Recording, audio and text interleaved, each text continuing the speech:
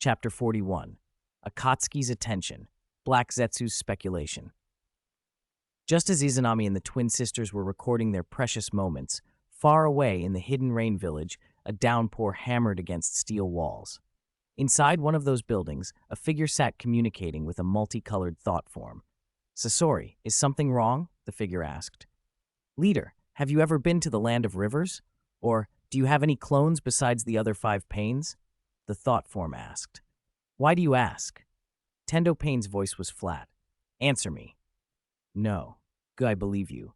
Sasori of the Red Sand inclined his head and said in a low voice, "Deidara and I ran into someone in the land of rivers who could summon meteorites and wield the same repulsive and attractive forces you do." At that, Tendo Pain's expression shifted minutely. "Who is he?" "I don't know." Sasori shook his head. "He wore a black robe, had long white hair, and a pure white mask with no eye holes. His sensory perception was absurdly strong. He found us out of the blue. First, he summoned meteorites to intimidate us. Then he tried to force me to hand over the puppet technique and the methods for making puppets. He didn't try to kill us, though." "So you suspect it was me," Tendo Pain said coolly. "I can't rule that out." Sasori stared at Tendo Pain's Rinnegan and let out a short, low laugh. "I've only ever seen those kinds of rule-like abilities on you. If it wasn't you, then there must be another person in this world with eyes like yours, or at least eyes of the same caliber. This ninja world might not be as dull as I thought," he added. The thought form representing Sasori slowly withdrew and vanished. Tendo Pain stood a moment longer, then slid a hand from his sleeve. The ring on his finger, the one bearing the character for 0, gleamed faintly. A few minutes later, something like a pitcher plant in a black trench coat, its body and face split into black and white halves, rose from the ground. "Leader, what are your orders?" Black Zetsu asked in a hoarse voice. "Have your clones investigate someone," Tendo Pain replied, and then he relayed everything Sasori had reported. "What?" White Zetsu exclaimed. "Someone else in this world can use Shinra Tensei and Bansho Tenin besides the leader?" "It's possible. It's a secret ninjutsu that manipulates repulsive and attractive forces," Tendo Pain said, "but the probability is small. He wears a pure white mask with no eye holes, not to show off his sensing, but because he doesn't want anyone to see his eyes. He sought Sasori specifically to steal the puppet technique and the method for creating puppets.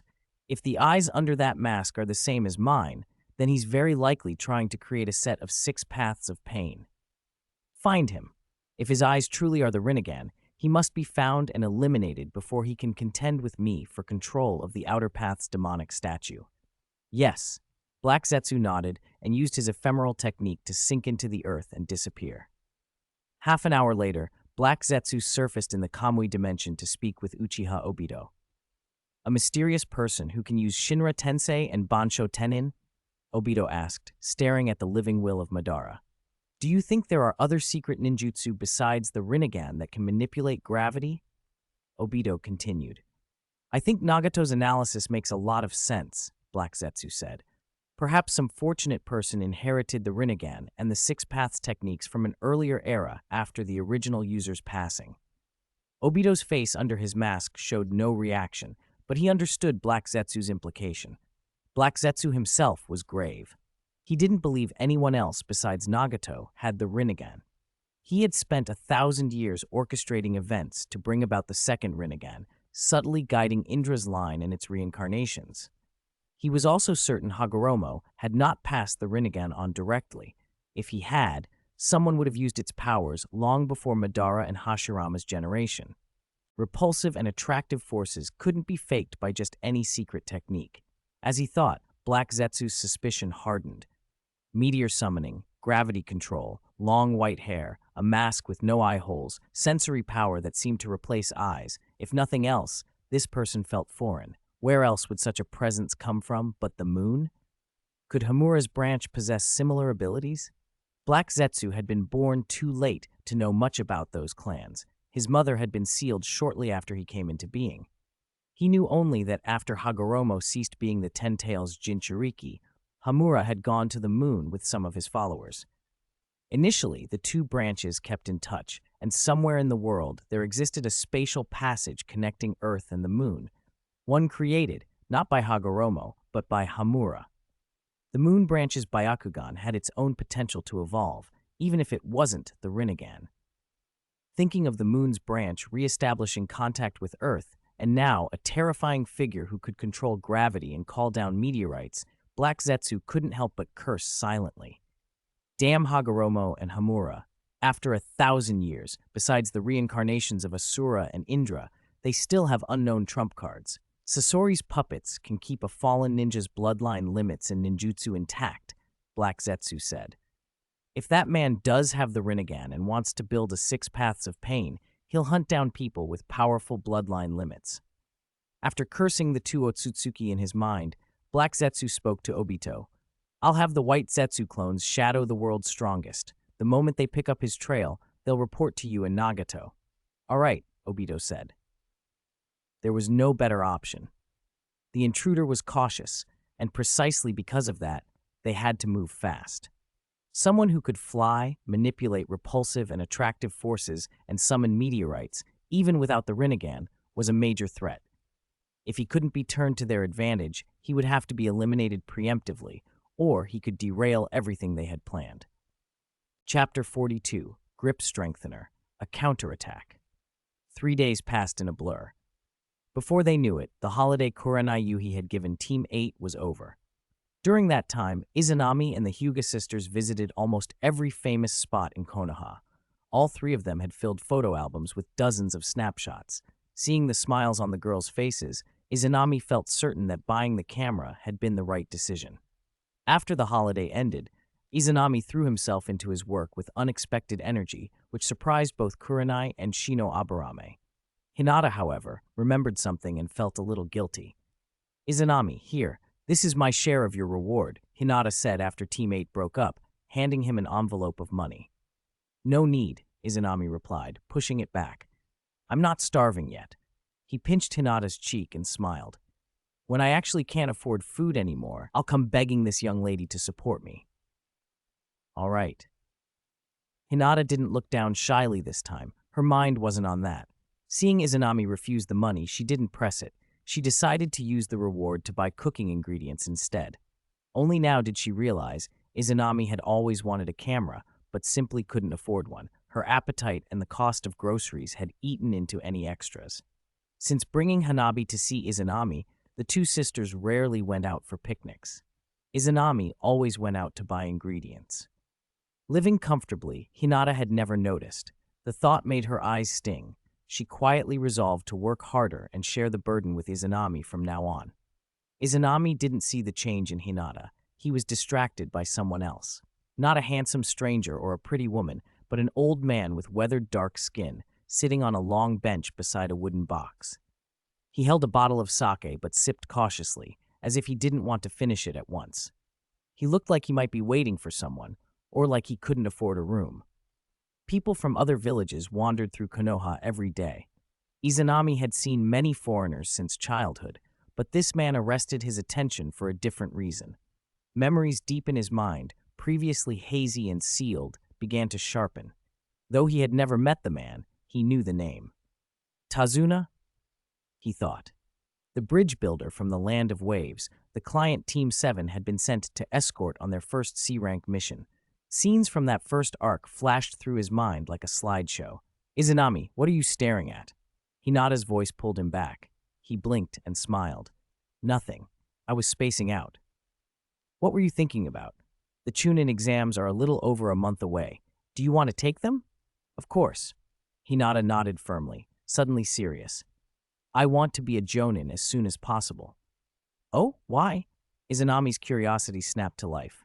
He had asked the question to change the subject, but he hadn't expected Hinata, who'd always seemed rather placid about ambitions, to say something so determined. It's a secret. Hinata mimicked him and put a finger to her lips, smiling. Izanami was a little taken aback. Heh. Hinata laughed, pleased at his surprise. See, you've learned how to tease people. Izanami grinned back and reached out to touzle her hair. Do you believe I'll punish you by using you as my hand grip trainer? What's a hand grip trainer? Hinata mumbled through her mussed hair. Want to know? I'll tell you when we get home. A mischievous smile spread across Izanami's face as he started to pull her toward the gate, ready to begin their training. A voice called out from a distance, growing louder as it came closer. "Yo, Hinata! Long time no see!" Turning, they saw 4 figures approaching, 1 tall and 3 shorter. Silver hair and a sleepy eye belonged to the tall one, Kakashi Hatake, while the shorter trio were unmistakable: the blonde, energetic Uzumaki Naruto with his fox-like grin, the cool, reserved Uchiha Sasuke, and Sakura Haruno in her usual bright dress. It was Team 7. "Long time," Izanami said, raising his hand in greeting. Naruto, Sasuke, Sakura. 2 months had slipped away since graduation. For Izanami and the others, it felt like ages since they'd last seen each other. 3 semesters a year at the academy left little free time except for the longer summer break. "Are you two on a date?" Sasuke asked bluntly as he walked up, making Hinata's cheeks flush bright red. Sakura shot Hinata an envious look. Both girls shared ties with the most talked-about classmates and crushes in their year. When would Sakura ever have something to be so proud of, she wondered. "No answer," Izanami teased, then turned to Team 7. "Are you heading out on a mission?" "We're going to pick one up," Naruto said, pointing to Kakashi, who was openly reading Ika Icha Paradise while strolling in public. "This is our Jonin, Kakashi." "Jonin Kakashi." Izanami and Hinata greeted politely. Kakashi lowered the book and waved, then casually glanced them over. Even without lifting his forehead protector, he could sense their chakra, strong, healthy, and more evenly developed than Sasuke and Sakura's. He couldn't help but smirk and needle them. "So this is the top student, huh? Not bad, but you won't beat the geniuses and the dropouts from my class," Kakashi said dryly. He'd expected Naruto and Sasuke to bristle, but they didn't. Naruto blinked in stunned admiration, Sakura nodded as if confirming a truth, and Hinata, slightly impressed, thought it made sense. Kakashi silently gave Izanami a higher appraisal, a civilian genius in this generation, perhaps. Izanami deflected with practiced humility. "Jonin Kakashi is famous across the ninja world, the copy ninja. You've copied over 1,000 jutsu, you're the prodigy of the 4th Hokage, and you're the legendary master of lightning release. With Sasuke and the others training under you, they'll learn dozens of jutsu and surpass me in months." Kakashi's visible eye widened in a way that made him feel a cold sweat run down his spine. He'd hoped to stay aloof, but now the whole Team 7 stared at him with expectant eyes. "Jonin Kakashi, you're the 4th's disciple and you know over 1,000 jutsu. Why won't you teach us?" Naruto demanded, practically vibrating with excitement. "Kakashi, you can't be serious," Sakura added, scandalized. Sasuke said nothing, but his gaze was fierce, tinged with a rivalry that verged on contempt. Kakashi realized he wouldn't be able to take it easy anymore. By the time Kakashi composed himself, Izanami had already slipped away with Hinata, leaving the others to fume and plead. As the instigator, Izanami left them to deal with the consequences. Chapter 43. Robbing the rich to help the poor will only make you poor, knight. Steam hung heavy in the bathroom. Izanami lay back in the bathtub, hands clasped behind his head, staring at the misted ceiling. If one looked closely, his blue eyes were not their usual deep hue. They had lightened to a sky blue, the black of his pupils tinged with blue as well. A soft white light flowed from them, forming a delicate petal-like pattern that seemed to drift around his face. He was lost in thought. His gaze wasn't fixed on the ceiling at all, but stretched through the house like a god's eye view, sweeping over all of Konoha. From where he floated, the village looked enclosed by a circular wall about 20 meters high. If the terrain dipped in the center, the whole place could have been mistaken for a pot, the village and surrounding forest the ingredients simmering within. Over the pot hovered a transparent dome. Not just above ground, beneath the earth too, clear barriers encased Konoha. Anyone touching those walls would have their chakra signature and exact position revealed instantly to the sensing division. This was Konoha's sensing barrier. Even Pain's 6 paths could only reveal the location of a single body and force a breach. Nothing was perfect, and neither was this barrier. It had one unavoidable gap: the village gate. For practical reasons, the gate often remained unshielded unless in emergencies, and the barrier itself flickered away briefly each time the sensing team changed shifts. "Changing shifts every 6 hours, so it goes down 4 times a day," Izanami murmured, smiling to himself. When he opened his eyes again, he had already climbed out of the tub and moved to his bed. Outside, night had deepened. Having found the flaw in the sensing barrier, his sight slid away from Konoha and scanned the eastern reaches of the Land of Fire. It settled on a wild area where several tents were pitched and people slept by a campfire. A lone young man kept watch, Uchiha Sasuke. Only a short distance, plenty of time. Izanami took one last look at Tazuna's camp and smiled wryly. He's pitiful. Let me help him out. He was thinking of the Wave Country arc. To build puppets and make chakra cores, he needed materials that either had to be scavenged or bought. After spending his savings on a camera, Izanami was broke. If he stuck to D-rank missions, it might take forever to save up. He'd been torn between grinding missions or turning to darker work for quick cash. Seeing Tazuna today had made the choice simple. Gato, one of the world's most notorious tycoons, a man whose wealth came from illegal ventures. Steal from him, and Izanami could retire comfortably and still afford every puppet material he wanted. The thought made his lips curl into a grin. He planned, in short, rob the rich to help the poor, or rather, to help himself fund the puppets. The next day at noon, Izanami used the mission fees he'd saved to buy 2 storage scrolls at the ninja tool shop. He separated off a shadow clone brimming with chakra, then, with the sensing barrier due for a shift change, his main body slipped silently out of Konoha and headed for the Wave Country. Wave Country was a small island nation, just off the eastern edge of the Land of Fire. From the furthest coastline, one could make out its faint outline across the water. Thanks to the reincarnation eye, Izanami had already located Gato before he left the village. That was the terrifying advantage of that gaze.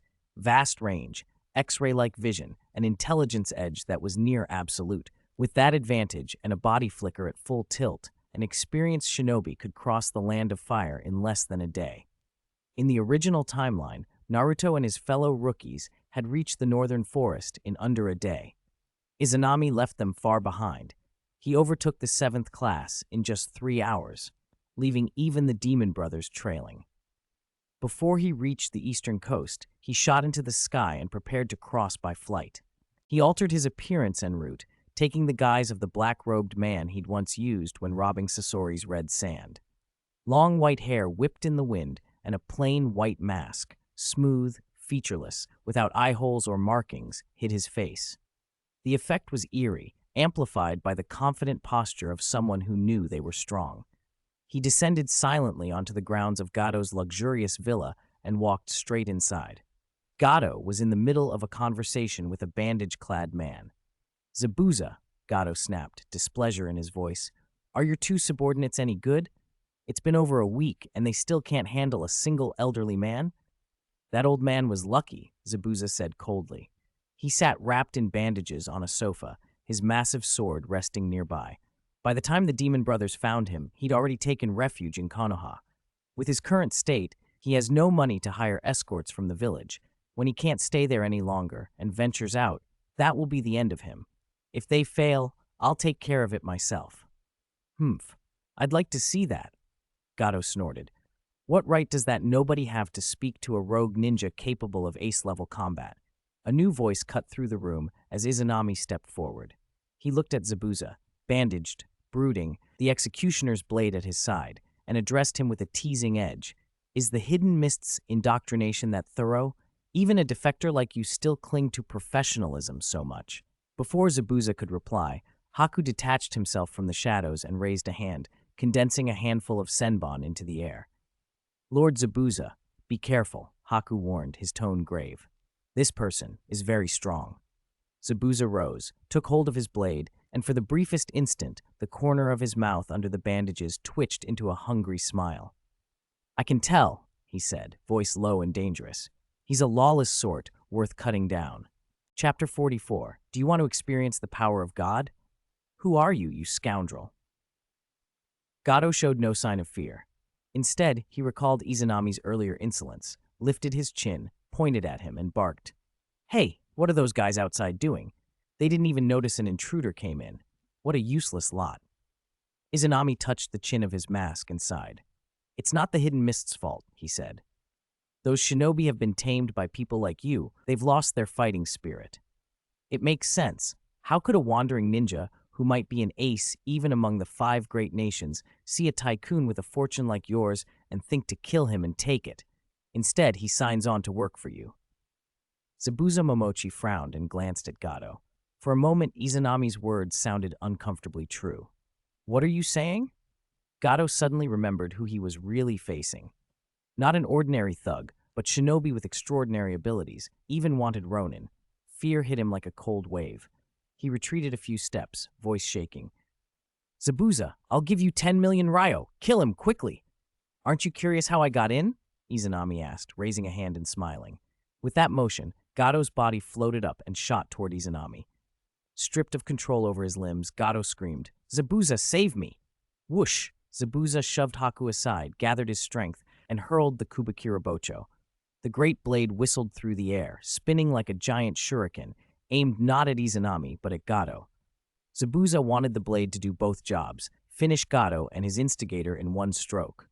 This guy's my cash cow, Izanami said with an amused smile. You can't kill him. He raised his other hand. The spinning blade froze in midair, as if time had hiccuped. Nobody in the room moved. The Kubakira Bocho simply stopped. Zabuza and Haku stared in shock, pupils pinpricks. It was the first time they'd seen such power. Izanami grabbed Gato by the neck with one hand, opened the fingers of his free hand, and asked playfully, So, do you want to experience the power of a god? Before Zabuza or Haku could react, Izanami curved his lips and murmured the name of a jutsu, Shinra Tensei. Boom, an invisible repulsive force flared outward, distorting the air, draining the color from Zabuza and Haku as if the world had shifted into a manga panel. A blinding white light engulfed them. A violent explosion ripped through the center of wave country. Dust and debris roared up in a mushroom cloud that painted the sky.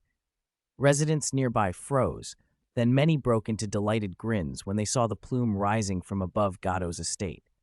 Some clasped their hands and prayed that Gato had been wiped out. The mushroom cloud didn't last long. An artificial gust, the echo of Izanami's technique, dispersed it almost as quickly as it formed. The mansion lay in ruins. Izanami floated above the wreckage, still holding Gato by the collar. The strange reincarnation eye under his mask swept once across the debris and then fixed on a single spot. Izanami waved a hand. Gravity shifted. Rubble slid aside, exposing 2 crushed bodies beneath. Zabuza and Haku lay half-buried in mangled stone, soaked in blood, bones broken, organs torn. They were unconscious and barely clinging to life. Shadow clone technique, Izanami said. He landed and formed a single hand seal. A shadow clone sprang into being and went to work, treating wounds with precise medical hands until neither of them would bleed out easily. Satisfied, Izanami turned back and patted Gato's face. The moneylender was a whimpering wreck, words tumbling out in sheer panic. Is all your money in the safe in the basement? Izanami asked. Yes. Gato grabbed at the last thread of bargaining. It's all hidden in the safe. I've got money elsewhere too, lots of it. Spare me and I'll give it all to you. Please, don't kill me. Fear suited Gato. Ordinary people feared Shinobi. For a daimyo or tycoon, Shinobi were useful tools. Rich men like Gato hired wandering or rogue Shinobi to do their dirty work, and they trusted that as long as they paid, their hired blades wouldn't turn on them. Gato had never imagined meeting someone like Izanami, lawless and utterly unprofessional. No wonder he was terrified. Izanami's brow tightened.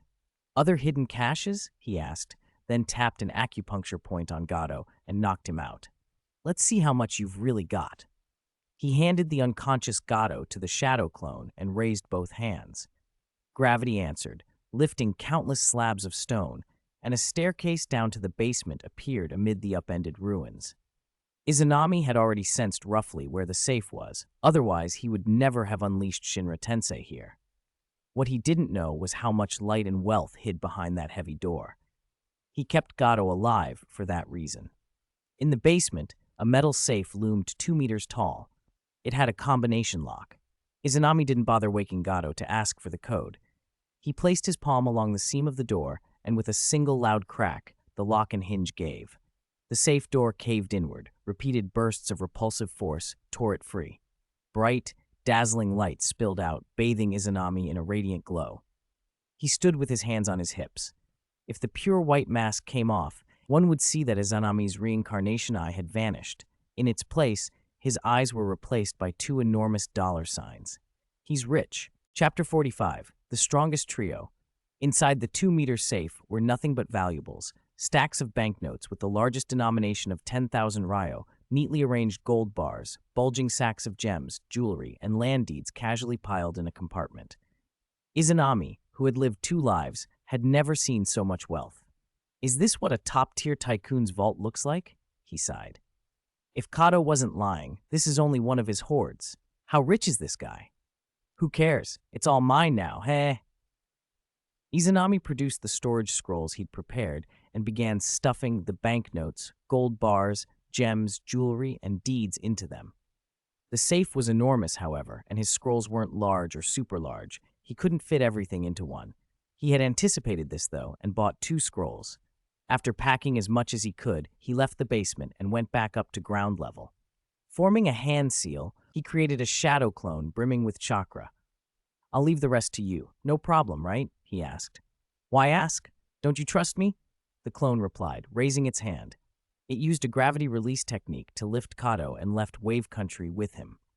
After the clone departed, Izanami and another shadow clone took Zabuza Momochi and Haku and flew out of Wave Country. Back on the ninja continent, Izanami and a clone, one handling each prisoner, moved immediately to the nearest black market. With his reincarnation eye, Izanami could monitor the entire land of fire. He knew exactly where the black market was. Besides Konoha's Anbu and Root, the only people living underground were black market operators. He tried to find Black Zetsu and the White Zetsu clone with the reincarnation eye, but came up empty. That was likely the ephemeral technique at work, melding into earth and plants. Though Black Zetsu had little direct fighting power, he possessed 3 divine techniques: Spore Technique, Impersonation Technique, and Ephemeral Technique. These were the perfected forms of things like the 3 Bodies Technique, the Body Flicker Technique, and Camouflage. Even Otsutsuki Hagoromo and Hamura failed to find their 3rd brother because of those skills. In less than half a day, they reached the black market's entrance, tucked behind a public restroom. Izanami left the shadow clone outside to watch Zabuza and Haku and went through the secret passage alone. Welcome. Please follow me, guest, a middle-aged man in a black suit said, leading him into a private room. The masked attendants made it clear that anonymity was prized here. Those who hid their faces were either imposters or famous figures who did not want their identities revealed. Observing a customer's requests would quickly reveal what sort of person he was and how they'd be treated. Izanami had no idea what the man was thinking. It was his first visit to the black market. His reincarnation eye could see far and through objects, but had no eavesdropping ability. There were no posted rules, so he didn't know the customs. The middle-aged man sat him down and, after the standard pleasantries, rubbed his hands and asked, "How may I help you, guest?" "Do you have paper and a pen?" Izanami asked. "I want to buy some materials." Yes. The man's eyes lit up. A big order, perhaps. He fetched paper and pen at once. Izanami wrote down the list of materials he had memorized for making puppets and chakra cores and handed the sheet over. "Can you get these?" "Please wait a moment, guest. Let me see." The man read it carefully and then said something that made Izanami look at him with new respect. "These are the Hidden Sand Village's puppet materials. Some items are different, but we can obtain them." "What's the price?" Izanami asked. The man held up 3 fingers. 30% above market price. Izanami nodded. He didn't ask what the market price was. He didn't want to appear clueless and be taken advantage of later. "Okay, prepare 30 sets for me. How long will it take?" "You can pick them up in 3 days," the man replied, smiling and rubbing his hands. "However, we need a small deposit first. Not much, 200,000 ryo. 200,000 ryo, about the reward for a B-rank mission."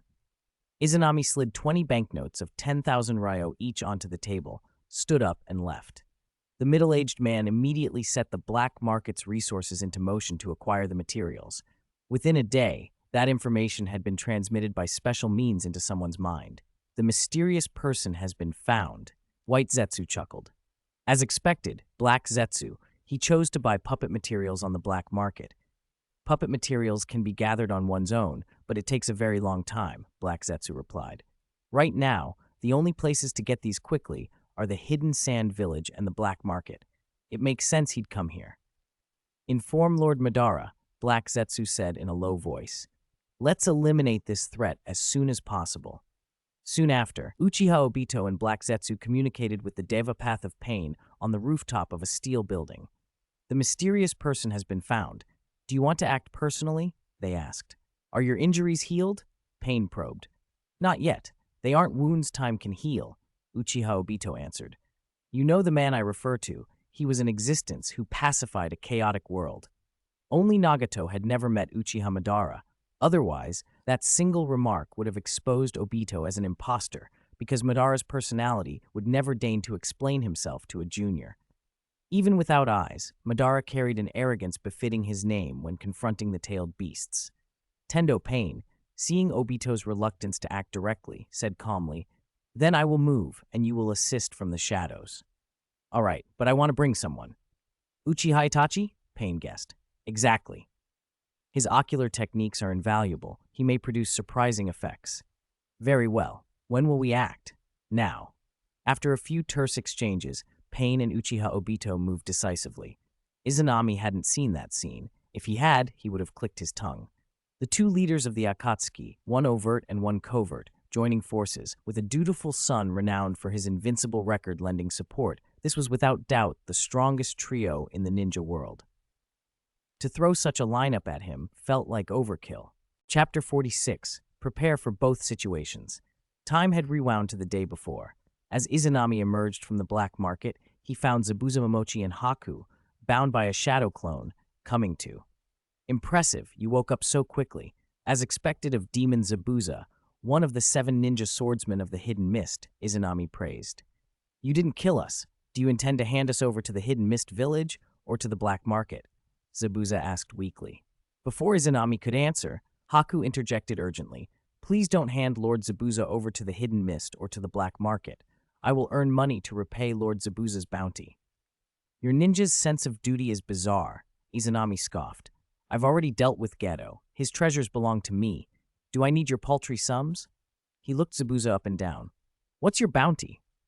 17 million ryo, Zabuza replied. Izanami's face twisted in disgust.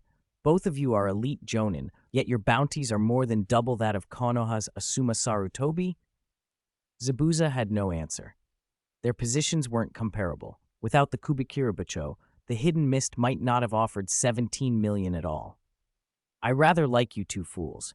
If it weren't for your professional ethics, Gato's fortune wouldn't have fallen into my hands. Izanami dispelled the shadow clone and smiled. Do one thing for me, and I'll let you go. As long as you let Lord Zabuza go, I will do anything, Haku said immediately.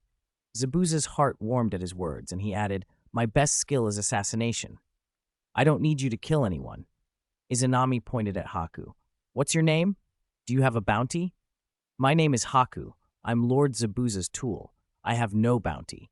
To prove it, Haku endured the pain that still racked his body and pulled off the mask that the repulsive force and debris hadn't completely destroyed, revealing a delicate, almost beautiful face. Very good. I have a mission for you.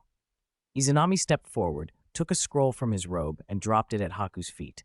Go to the Hidden Sand Village, buy the materials listed in this scroll, and I'll let you and Zabuza go.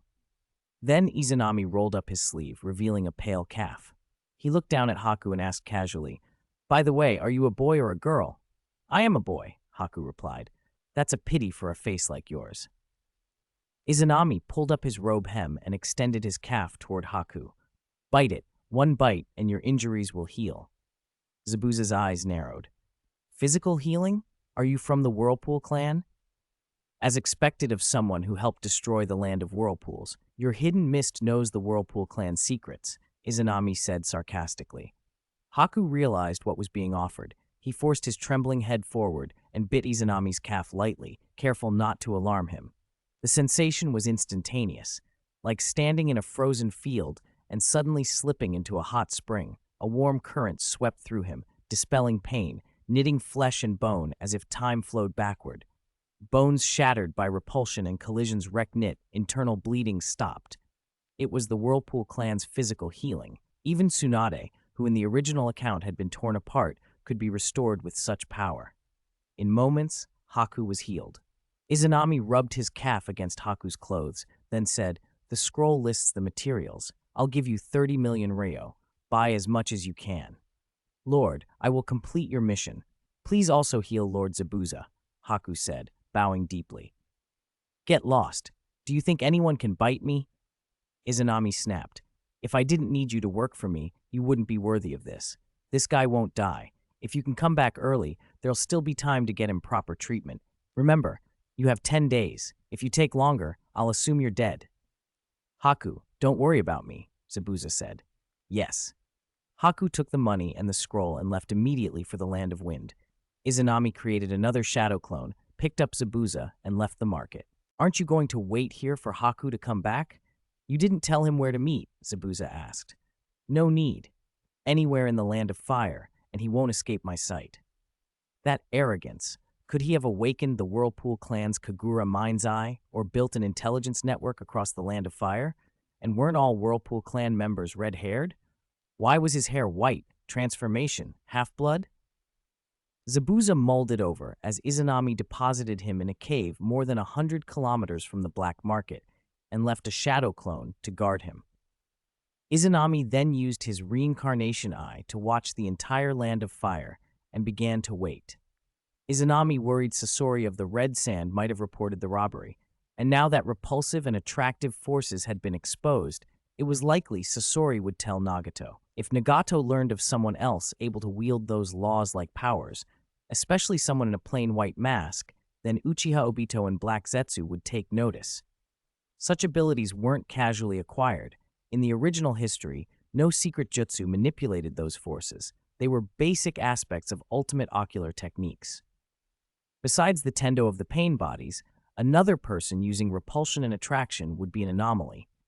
Black Zetsu, above all, would be alarmed. After 1,000 years of scheming, he had finally found a chance to save his creator. Any new anomaly would make him dig deep to find it. With White Zetsu's yin-yang release, spore techniques, impersonation jutsu, and the ability to move quickly underground while cutting off chakra signatures, merging with earth and plants, he could evade detection even from Otsutsuki Hagoromo and Hamura. Izanami didn't trust his reincarnation eye to pick up every such covert presence. White Zetsu's intelligence network was the most pervasive in the ninja world. News of Izanami buying puppet materials on the black market could already be spread. To avoid being set up, Izanami had to prepare a backup plan. That was why he had spared Haku and Zabuza Momochi's lives. Chapter 47. This Vengeance is Remembered, the Ghost's Growth. As expected, there was a problem. Good thing I'd watched that anime about the hero from my previous life. No, I mean the overly cautious hero. In less than 2 days, Izanami, monitoring the Land of Fire through his shadow clone, realized something was wrong. He had seen that figure before, back in the Land of Rain, near the Land of Rivers, when he still relied on his reincarnation eye. It was Konan, Jiraiya's disciple, the angel of the Hidden Rain Village, and the white tiger of the Akatsuki. She rode a large, sharp-beaked bird into the Land of Fire, heading in a specific direction. Since Nagato's health had declined, Konan had rarely left the Hidden Rain Village. After Akatsuki was fully assembled, she never went on missions alone, staying to care for Nagato and manage his affairs. Wherever Konan appeared in the original story, Nagato, or the Tendo Pain, was never far behind. Her presence in the Land of Fire made it clear she wasn't sightseeing.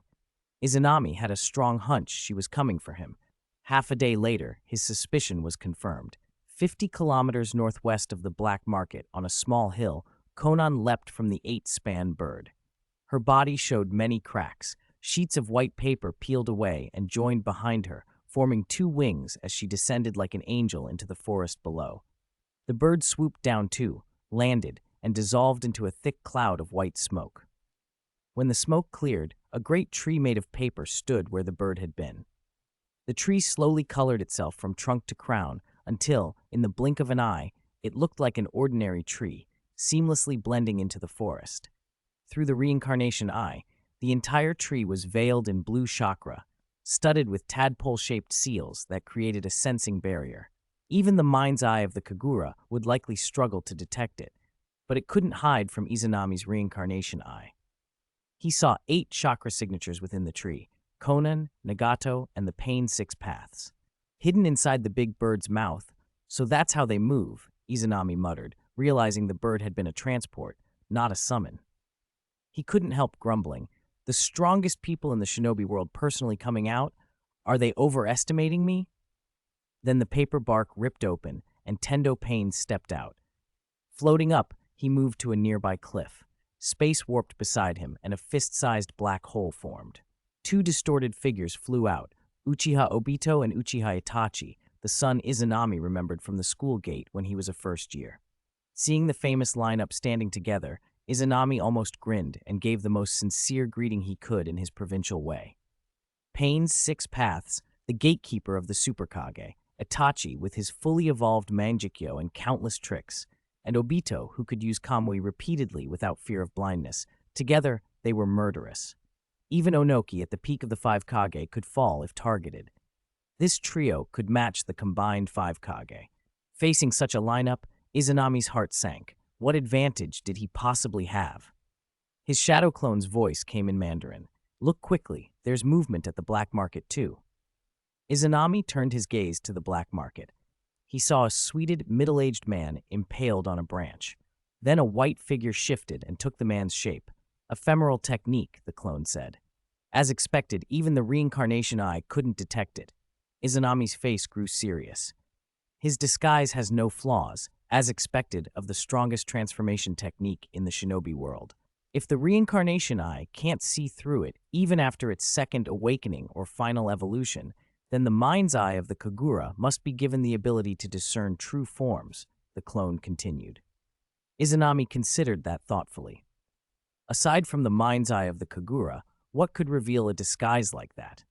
Preferably something that could penetrate ephemeral technique.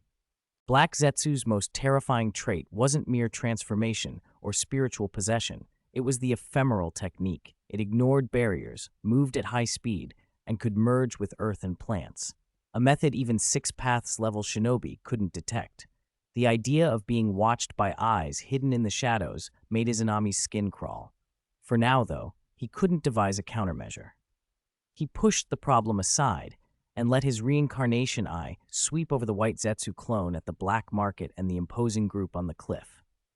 Izanami laughed softly. I was going to give you a welcome present, but thinking it over, it isn't worth the trouble. I'll just let you stand there for now. That was good news. Such an open, direct ambush suggested Black Zetsu either didn't know about the reincarnation eye or didn't understand its capabilities. That ignorance was Izanami's advantage, and he wasn't about to throw it away. Good thing I prepared a backup plan. Otherwise, the losses this time would be huge. I'll remember this debt. In due time, I'll repay it large. He took one last look at the strongest combination on the cliff, dispelled his shadow clone, and returned to the cave to take Zabuza Momochi away. 3 days passed as agreed. At dusk, Uchiha Itachi watched the lowering sun and asked Uchiha Obito, who stood beside him, has the target still not shown up? You'll have to ask Zetsu about that, Obito replied coldly. Black Zetsu, half buried in the ground, answered, the item has been delivered to the clone, but that person hasn't appeared. The clone is fine. Have we been exposed? Itachi asked. It's possible, Black Zetsu said, his tone heavy. If that mysterious person was indeed a descendant of Hamura, his Byakugan might be unusually pure. His long-range vision could even surpass the Hyuga clan's standard, but they had withdrawn 50 kilometers and used barriers and an alternate dimension repeatedly. To be exposed after all that seemed stranger than the Whirlpool clan's mind's eye. Wait one more day. Itachi and I will create some distance, Tendo Pain said, then left. Itachi rose and followed, while Obito hid within the Kamui dimension. Only Black Zetsu, employing the ephemeral technique and a white Zetsu clone, continued to watch the black market and expand the scout radius to see if the target was hiding nearby. Another day passed. The trio still saw no one and finally left, each with different worries. They had failed this time, and next time it would be even harder. Against that level of sensing, they had been in a passive position before the battle even began. 6 days later, near the Land of Fire border, Haku arrived back from the Land of Rivers. My lord, this is what you asked for. It cost a total of 29,870,000 ryo. he said, unloading 3 large scrolls and bowing respectfully to Izanami. Well done. You can keep the rest as your reward, Izanami said. He took the scrolls using his control over gravity, then rose into the sky and left. As his figure receded, Haku and Zabuza, who had feared he might go back on his word, let out relieved breaths. Lord Zabuza, where do we go next? Haku asked, supporting Zabuza, who had recovered enough to walk with a cane. We prey on other criminals, Zabuza said in a low voice, eyes bright as if a new horizon had opened before him. The demon of the hidden mist, chastened by Izanami's lesson, had grown. Chapter 48. If it doesn't work, I can only let the ninja world suffer. Izayoi's anxiety. Izanami didn't know that his actions had pushed Zabuza Momochi down a darker path, turning him into a rogue shinobi. After acquiring the materials to make puppets and chakra cores, he didn't head straight back to Konoha. Every 3 days during that period, he created a shadow clone with an enormous reserve of chakra and sent it to the village to replace the clone that would soon dispel. Besides Hinata and Hanabi, no one in the village suspected that the Izanami they saw was only a clone. Having informed the Hyuga sisters, Izanami wasn't in a hurry to return. He changed his identity and met with the clone that had been looting Gato's other stashes to sort out the haul. Gato's wealth was impossible to tally. The most valuable items were not cash or gold, but land deeds. These weren't worthless scraps. Each deed was for a house or shop in a thriving part of some country. By selling just a few, Izanami made several times the fortune of Asuma Sarutobi. With his new wealth, he bought the villa Gato had purchased in the Land of Fire. Then, in that city, he bought a clothing shop and left a shadow clone behind to learn tailoring and design. His main body, however, did not return to Konoha. He took 2 large, empty storage scrolls and left the Land of Fire for the Land of Rivers. Rumble. Dark clouds gathered over a mountain village, thunder muttering under the sky. A light rain began to fall. Outside a mine shaft, shirtless villagers still hauled carts full of ore. The sound of mining thudded from inside. Nearby, in an open lot where many gravestones stood, a few people in black raincoats gathered around a freshly buried coffin, seeing someone off. Ah, why would such a good person die? It breaks my heart. It truly does. The man leading the lament cried, arms exaggerated and emotions on display. None of the onlookers felt sad. Fear showed in their eyes. In their view, this clan leader was unpredictable. At the slightest disagreement, he'd hold a funeral for someone. Reiga, a very strong chakra is approaching, a small voice suddenly warned from behind the bulging raincoat, a hint of panic in it. Be careful, he can fly. Kurosuke Reiga, still covering his face and mid-weep, immediately dropped his hands and looked up with a solemn expression. In the rain, a black figure descended. Lightning release. Lightning ball, Reiga shouted. Before the newcomer could land, Kurosuke Reiga drew his uniquely shaped twin blades, crossed them toward the sky, and focused lightning release chakra at the tips, forming a blue-white orb which he launched. The figure only extended a hand from his sleeve and splayed his fingers. The lightning ball slammed into an invisible barrier and detonated like exploding fireworks, electric arcs flickering and dying away. As I thought, it's you two, Kurosuke Reiga and the wielder of the bloodline limit Red Eyes, Izanami said with a smile. Since the original escaped, I'll just make you two fakes into my puppets.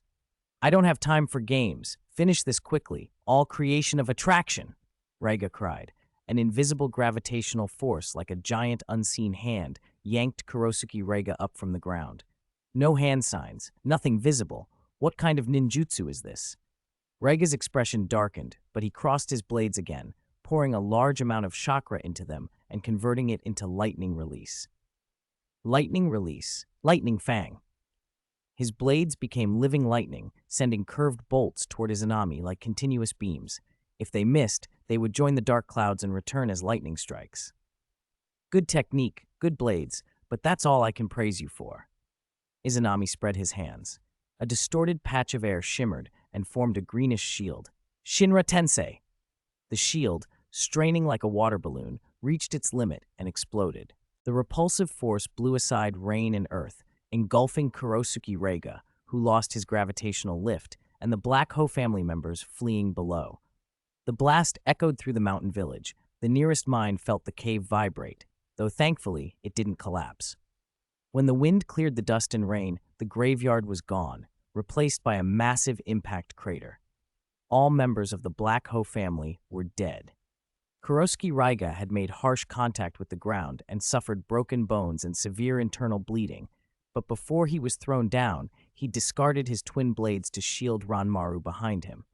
Ranmaru survived the blast, but with grave injuries. When Izanami landed, Raiga coughed blood and croaked weakly. Please, please spare Ranmaru. Weren't those people you killed begging you that same thing? Izanami scoffed. You're an elite Jonin-level rogue. Don't talk like a child. He summoned the twin blades with gravity, but did not turn them on Raiga or Ranmaru.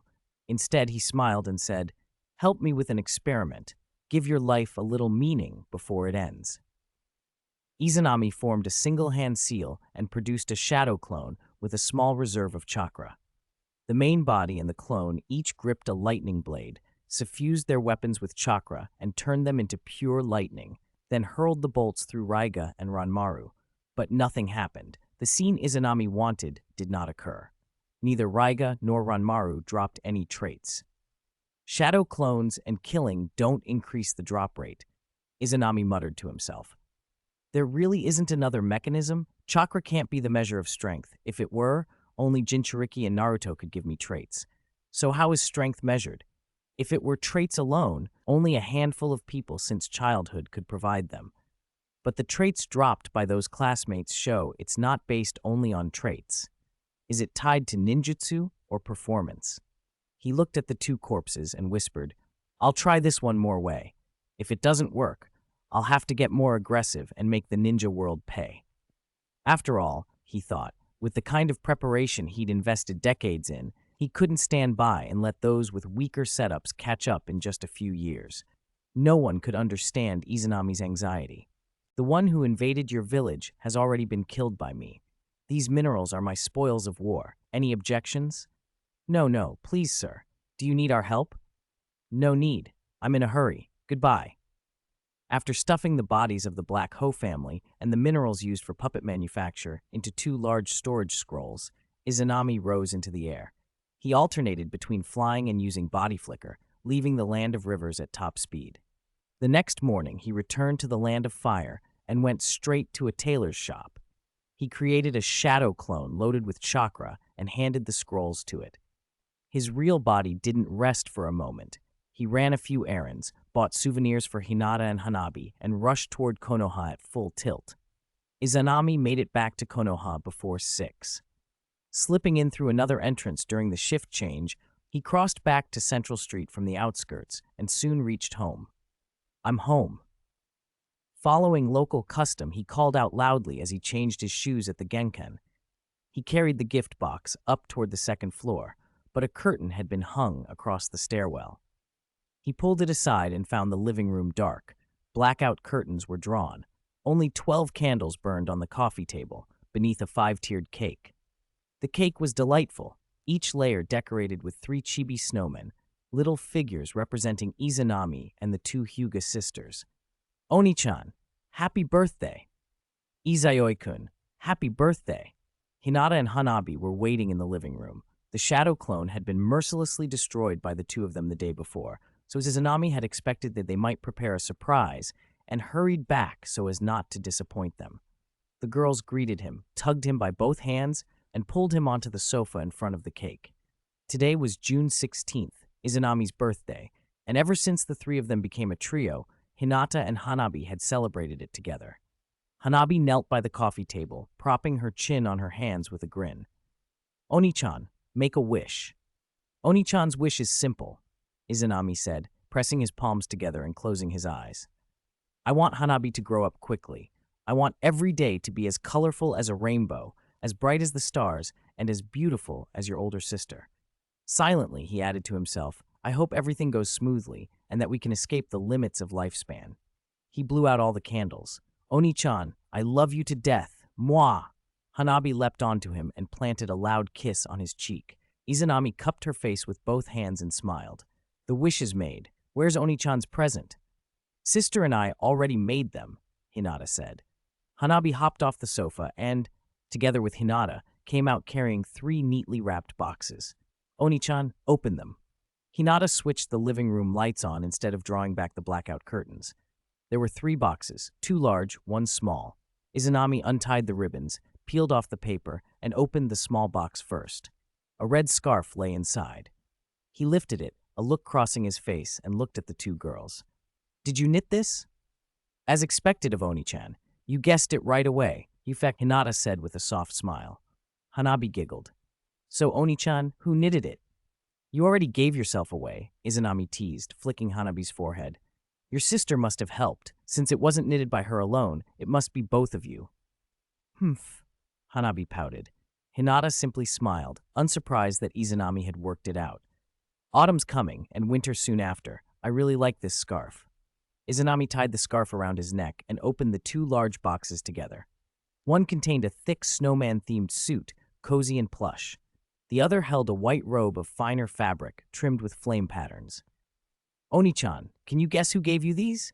Hanabi asked. This one's from Hinata. Izanami picked up the snowman suit and exchanged a smile with Hinata. And this one? Hanabi held up the flame-patterned robe. You both gave it to me. Izanami flicked Hanabi's forehead again and smiled. Did you forget the flame motif on your own kimono? It's your favorite symbol. You gave yourself away again. Since the snowman suit is from Hinata, this robe is either from you or from both of you. This isn't fun, Oni-chan. Are you reading minds? Hanabi began to pout loudly. I really wanted to win this year. I told you, you can't fool Izayoi-kun, Hinata said calmly with a smile. All right, don't be angry. Izanami scooped Hanabi up and set her beside him, then handed the gift boxes he'd brought to the girls. I also brought souvenirs for you. Oh right, Oni-chan, where have you been the past few days? Hanabi's curiosity got the better of her. The shadow clone said you went to do something big. What was it? You'll know later. I can't tell you now. Izanami didn't want to sully his sister-in-law's innocent heart yet. Oni-chan is so annoying. Hanabi made a face, then tore into the present Izanami had placed in her lap. She mimicked his earlier deduction out loud. A flat, square box and so big, it must be clothes? You guessed right. Hanabi's so smart. Winning affectionately, Izanami fussed over Hanabi, and she laughed happily.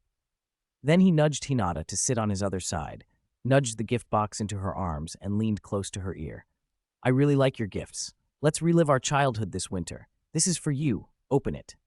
Hinata had planned to wait for Hanabi to finish, but seeing Izanami's expectant face made her curious. She quickly ripped away the paper and opened the box. Her beautiful eyes widened slightly. This is. The Hyuga sisters spoke in unison and turned to him. Oni-chan, Izayoi-kun, what are these clothes? They're called sailor uniforms, Izanami said, a little excited. I made them myself. Go try them on and see if they fit. Okay, the sisters, previously full of questions, now glowed with delight at the news that he'd made the outfits. They went into the bedroom together to change. Izanami activated his reincarnation eye, not to peek, of course, but to check Hiruzen Sarutobi's location. He saw the old man had finished work and was eating dinner with his grandson Konohamaru and wasn't using the crystal ball technique to spy everywhere. Satisfied, Izanami withdrew his gaze, but before fully deactivating his reincarnation eye, he glanced out in one particular direction beyond the house. At that moment, Hanabi's surprised voice rang from the bedroom and a small bead of cold sweat appeared on Izanami's forehead. It fits so well! Sister, how did Oni-chan know your size? Chapter 50. Grown up again? Lightning chakra stimulates cells. A few minutes later, Hinata and Hanabi stepped out of the room. Izanami, who had already loaded the camera and was full of anticipation, lit up and kept praising. Beautiful. Absolutely beautiful. If the kimonos they'd worn before gave off the dignified air of noble ladies, these new outfits radiated clean, modern charm. Hinata's white sailor collar blouse, dark blue ribbon tie, pleated skirt, and black stockings, straight from the gift box, gave her a high school belle look.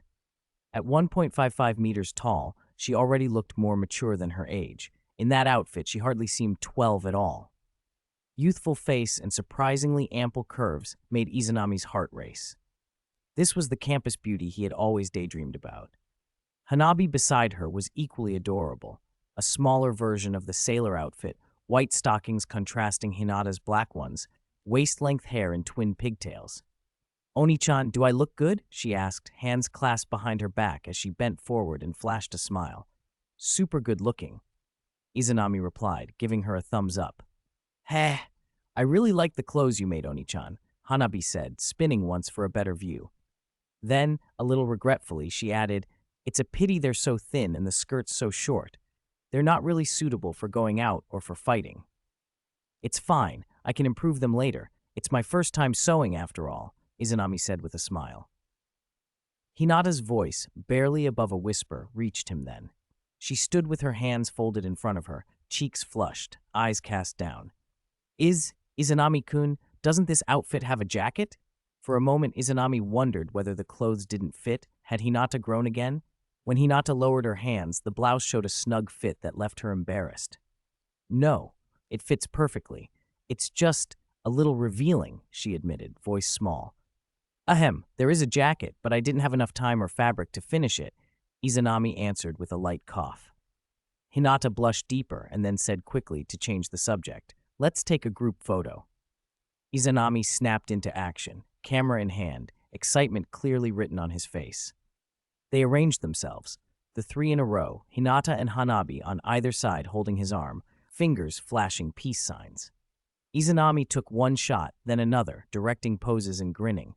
He used a shadow clone to help with the photography at first, but soon dispersed it and took the lead himself.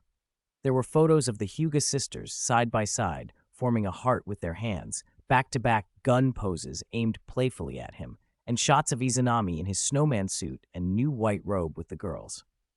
After a while, Hinata and a shadow clone, Hinata had secretly been learning the camera, took turns behind the lens. Later they moved to the dining room to cut the cake, and the camera captured everything. The three clinking juice glasses with crescent moon smiles, the sisters feeding Izanami with forks, and him feeding them in return. Hanabi's small hands smearing cream across his face with a mischievous grin, Hinata gently wiping the cream away. The mood stayed warm for a while, but it didn't take long for mischief to erupt. Hanabi, face daubed in cream like a kitten, pretended to bite Izanami's hand as Hinata flicked the tip of her forehead with a tiny fist. A rogue piece of cake accidentally hit Hinata's cheek, and her smile turned strained, eyes sharpening. Soon the room was a flurry of whipped cream and cake fight captured from every angle.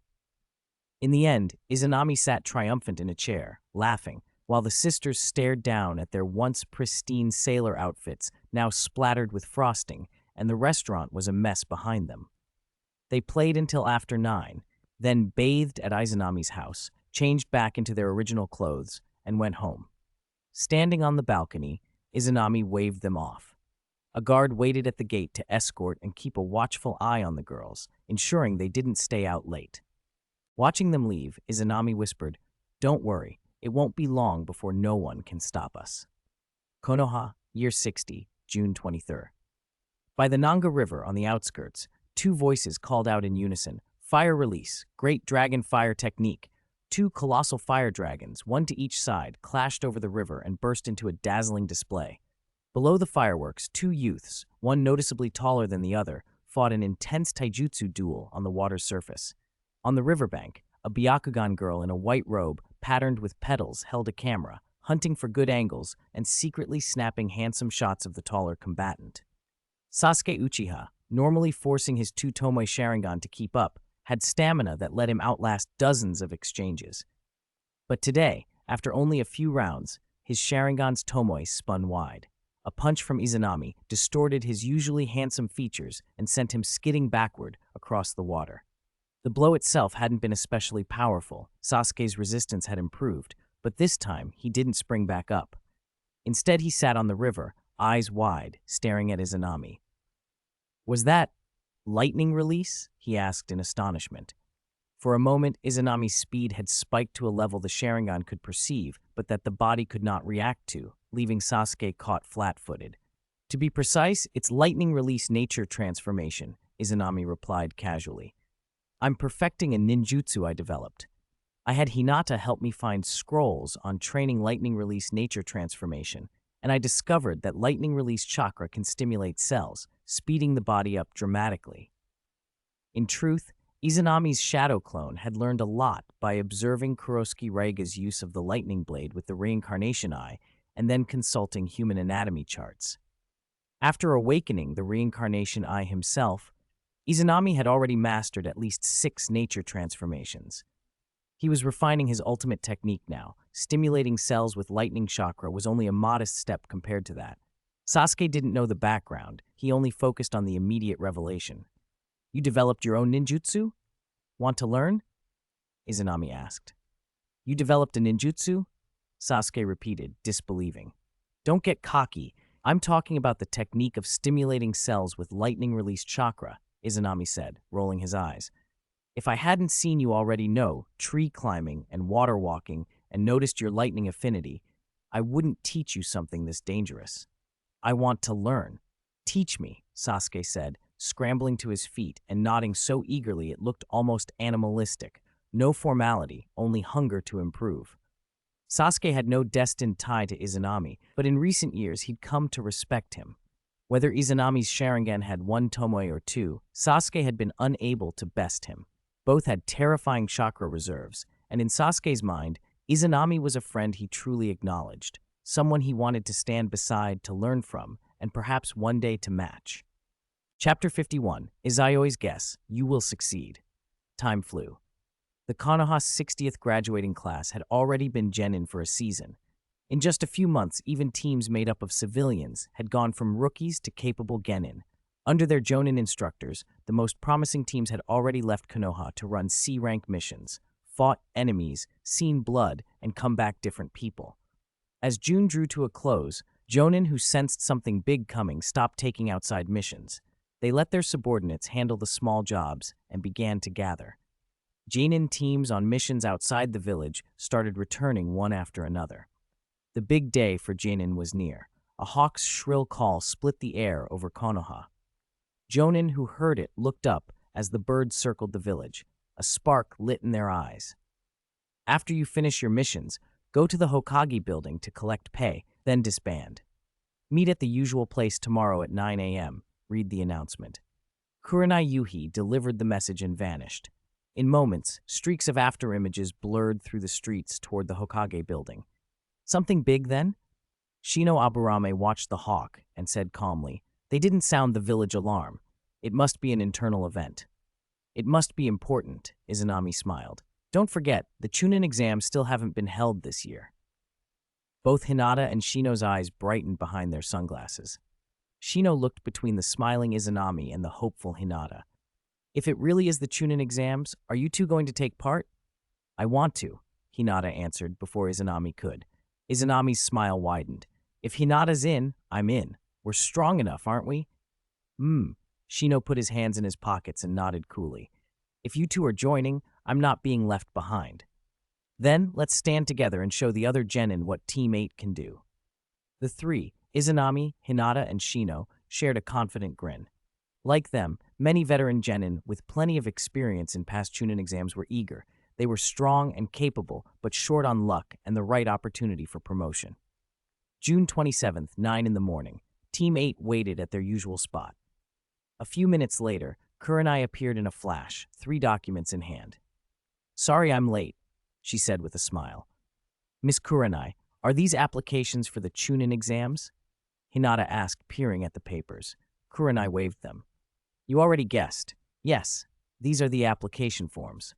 Hokage-sama gathered all the jonin yesterday and announced that the Chunin exams will begin on July 1st. "You've only been genin a few months, but your performance and potential qualify you, so I've pre-filled these for you." She handed them to Izanami. "Signing up doesn't force you to participate. If you're not confident, just throw the form away. If you are, sign it and submit it at the main building before 3:30 p.m. on July 1st and be at the exam hall on time. Talk it over these next few days," Kurenai added. "Don't push yourselves or force teammates. You don't all have to enter." She left as suddenly as she'd arrived. Izanami gave one form to Shino. "See you on the 1st. Let's meet here at 3 p.m., he said. "All right." Shino accepted it. Izanami then handed the other 2 forms to Hinata. "I have an appointment with Sasuke. Want to train with us these next few days?" Hinata hesitated, then shook her head. "No, I want father's guidance on gentle fist these few days. I might not have time to find Izayoi-kun. Don't worry, I'll help you become a chunin, Izanami said, patting her head with a smile. Izanami already had an idea why Hinata was so eager. In this life, Hinata was far more outstanding than in the original timeline. As the young lady and first heir of the main house, she was conspicuously capable, and that would put pressure on the elders to use the caged bird curse mark on Hanabi via her future father-in-law. If so, pushing Hinata up through the ranks to Jonin sooner would strengthen her bargaining position against that kind of family pressure. A cold glint flashed in Izanami's eyes. If that was the case, a visit to the Hyuga clan after the Chunin exams would be necessary. What Izanami didn't know was that Hinata's true desire to be promoted was far simpler. She wanted to be officially by his side. Izanami, are you definitely entering the Chunin exams? A voice teased. Of course, Izanami replied. You scared? Who's scared? This time I'll be one of the promoted. Not so fast. If you run into me during the exam, you might be sent home early. Ch, the other chuckled. That night at the Uchiha residence in the courtyard, Izanami and Uchiha Sasuke sat grilling fish after a training session. Sparks danced up from the brazier, coloring Sasuke's face. Sasuke, flipping a fish, asked suddenly, when your team formed, did you introduce yourselves and talk about your dreams? Yeah, why? What did you say your dream was? Izanami spitted out a fishbone and smiled. At the time I said I wanted to become an excellent ninja. And the real dream? I'm afraid you'd laugh at me, Izanami said. I won't. Sasuke's voice was earnest. Go on. Izanami stared into the flames and then grinned. More than a dream, it's a goal. I want to break the limits of a normal lifespan so I can be with Hinata forever. Sasuke's pupils tightened. A fanciful hope. No, a goal. Was it possible? Before he could say more, Sasuke answered in his turn. Like you, it's a goal more than a dream, Sasuke said, his aura turning cold. I will kill the man who destroyed my family and clan. At any cost? Izanami asked. At any cost. Even if it costs me my life, my soul, if I have to hand it to the devil, Sasuke said in a low voice. Izanami watched the driven young Uchiha for a few seconds and then smiled. Don't worry, you'll succeed. You won't have to sell your soul to do it. After all, you're my biggest source of points. Chapter 52, Izayoi and his brother-in-law, handsome Hinata. 3 days flashed by. In that time, an unusually large number of unfamiliar faces crowded the streets of Konoha. There were always outsiders, of course, but these newcomers all wore forehead protectors carved with different village symbols, clearly shinobi from other villages. The villagers weren't alarmed, they were excited. The sudden influx meant the Chunin exams were about to begin, and the town would soon be treated to ninja battles again. Shopkeepers had already started stocking up, eager for the profits this grand event would bring. July 1st, 3 p.m. Team 8 met at their usual spot and headed to the Ninja Academy with their application forms in hand. Walking with his hands in his pockets, Shino said, Konoha's hosting, so we're at a disadvantage. A lot of people probably spent this time gathering intel on us while we know nothing about them. That doesn't matter. Intel gets out of date, Izayoi chuckled. I'm sure you've all improved over these months. Hinata and Shino both smiled, confidence showing on their faces. They reached the academy together. Stepping onto the familiar grounds after months away left Izayoi and Hinata a little nostalgic. Walking that path, their eyes traced echoes of the past, from chubby little kids to children who just lost some of their immaturity. Back then, Izayoi and Hinata had walked side by side like this too, inseparable. They glanced at each other, and when their eyes met, they shared a knowing smile. As they reached the main building, Shino and Hinata's expressions shifted the moment they placed a foot on the first stair. This is genjutsu, Shino murmured, forming an unsealing hand sign and disrupting the flow of chakra in his body. Hinata did the same. More precisely, a genjutsu barrier, Izayoi said. Looks like the Chunin exams have already started. They went up to the second floor and found the corridor full of people, some dazed, some just realizing what had happened. A crowd tried to press up the stairs to the third floor, but was being held back by 2 Chunin guarding the door. Before Team 8 reached the staircase, a familiar name drifted through the crowd. It's Sasuke-kun. Hinata's gaze had already found a figure in the throng. And Neji Ni-san is here too, she added softly. Hearing his name, Hyuga Neji, who had been watching Team 7, turned. Seeing Hinata, he stepped forward and bowed with perfect form. Lady Hinata. His etiquette was impeccable, but his tone lacked warmth. When he lowered his head, a flash of contempt crossed his eyes. Good luck with the exam, Neji Ni-san, Hinata said gently. Lady, Neji replied, straightening quickly, his face schooled into neutrality. I hope to face you during the Chunin exams. Then he glanced at Izayoi beside Hinata. You're Izayoi? You've got advice? Top student of the last class, Izayoi replied with a small laugh. You're strong. Neji appraised him for a long moment and said coolly, but know your place. You and Lady Hinata don't stand a chance. It's a bloodline difference. That's fate. Neji Ni-san, shut up. Before Izayoi could answer, Hinata's voice cut in, cold and sharp. Her eyes had lost their usual gentleness. She fixed Neji with a warning glare, and her whole presence changed. An unmistakable pressure rolled off her. Neji immediately apologized, bowing. My apologies, Lady Hinata, he said, and then turned to go. When Neji let her return to her soft, ladylike demeanor, she stepped closer to Izayoi and said, Izayoi-kun, Neji Ni-san didn't mean it. Please don't hold it against him. Izayoi ruffled Hinata's hair and grinned. Hinata, you looked amazing just now. Too bad I couldn't get my camera out in time. That pressure. Shino nodded. The top 3 in our class aren't to be underestimated. During these exams, we might finally see the full strength of you, Hinata, and Uchiha Sasuke. Hinata flushed and dropped her eyes, fiddling with her fingers, a sudden contrast to the fierce aura she'd shown moments before. If someone didn't know them well, they might think she had 2 different personalities, far more so than Sakura. Yo, Izayoi, Hinata, and, you guys, you're here. Naruto's voice cut through the corridor. Team 7, their brief break having ended, was now approaching Team 8. Shino, used to being overlooked, stated his name when Naruto didn't introduce himself. My name is Shino Aburame. Oh, Shino, hi, Naruto said, but he focused on Izayoi with a big grin. Izayoi, you guys really signed up for the Chunin exams too? This time I won't lose to you. Believe it. Is that so?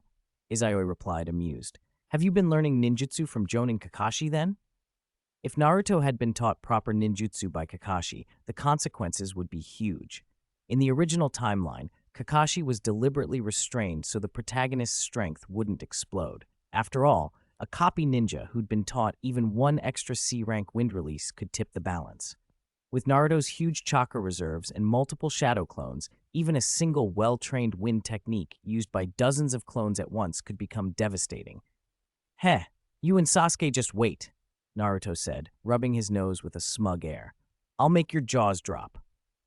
You loudmouths should get out of Konoha, Izayoi complained, drawing puzzled looks from Hinata, Shino, and Sasuke, expressions that silently said, how can you say that about someone else? Chapter 53, Izanami's Younger Brother. After exchanging a few words in the corridor, Team 8 and Team 7 went upstairs to the 3rd floor together, submitted their applications, received their seat numbers, and prepared to go down to the classroom building. In the stairwell, Sasuke asked Izanami, have you noticed those people watching us these last few days? Izanami nodded. He knew exactly whom Sasuke meant, the foreign shinobi who had been quietly observing them. As the top student of the class and the sole surviving Uchiha, Sasuke and Izanami naturally attracted attention. Lately, there had indeed been people loitering outside Izanami's house, but they hadn't come close enough to cause alarm. Have you seen a man carrying a gourd? Sasuke pressed. Is he strong? Yes, formidable, Izanami replied. Sasuke's mouth curved. These Chunin exams really are a collection of monsters. I can't wait to fight them. You might get your wish soon, Izanami said with a smile, as if he just remembered something. Just then, as they reached the hall by the main building's back door, a voice called from behind. Please wait a moment. Sakura instantly tensed. It's you again, bushy brows. What do you want? Naruto shouted up at Rock Lee on the 2nd floor balcony. Rock Lee dropped down, landed steadily, struck a taijutsu-ready pose, and stared at Izanami with grave intensity. I am Rock Lee. I challenge the #1 rookie this year. Izanami, I request a match. Challenge, Izanami? Team 7 exchanged surprised looks. He seems to be Neji's teammate. Hinata's brows drew together, her gaze sharpening. The insects tell me he carries a faint scent of blood, Shino said calmly. His strength isn't ordinary. Izanami was a little taken aback. He hadn't expected Lee to target him instead of Sasuke. The thought of the 8 gates, a technique as legendary as the Flying Thunder God or Impure World reincarnation, piqued his interest for a moment. But after glancing in another direction, that curiosity faded. If it were an unrestricted, all-out fight, he'd like to test the gates. For now, he turned to Sasuke. You go. Me? Sasuke blinked, but the memory of Lee blocking his and another Chunin's kick ignited his fighting spirit. He nodded. Fine, I'll take him. Lee frowned and looked at Izanami. What do you mean by this? Before Izanami could answer, Sasuke pointed a thumb at himself with a petulant jibe. Beat me first, then challenge Izanami. If you can't even beat me, don't humiliate yourself. Oh, so that's it. You're Izanami's junior. Who's his junior? Sasuke bellowed. Then his eyes flashed crimson as the Two-Tomo Sharingan activated. Enough talk. Let's begin. Those eyes. Rock Lee's fighting spirit flared when he saw the Sharingan. So you are the last Uchiha. Very well. Let me experience the Sharingan of that genius clan. He bowed stiffly. I am Rock Lee. Please teach me. Less talk. Finish this quickly. Sasuke charged. Team 7 and Team 8 leaned against the pillars in the hall to watch. As Sasuke closed the distance, Lee tensed. When Sasuke threw a punch, Lee seemed to vanish. Body flicker. No, it's not the same. Sasuke's strike missed, and he quickly opened his sensory to find him. In the next instant, Sasuke turned his head, raising his right forearm just in time to block a low kick aimed at his calf. Sasuke's face shifted. He was shocked by the power behind the kick. In the 2 seconds that distraction cost him, Lee retracted his leg, flipped with astonishing agility, landed hands down like a b-boy, spun into a Thomas flare, and drove an upward kick toward Sasuke's face. Sasuke blocked with both hands, but was driven airborne by the force. When he landed, his arms tingled with numbness. Lee straightened and assumed his starting pose again. High-speed movement and raw power, Sasuke said. You are a taijutsu specialist. That's right, I'm a taijutsu ninja, Lee replied, earnest pride in his voice. They say the Sharingan can see through all ninjutsu, genjutsu, and taijutsu. It truly lives up to its reputation. What surprised me more, Sasuke said, is that even though you can be red, your body still almost keeps up with my speed, truly worthy of the genius clan. Barely, heh?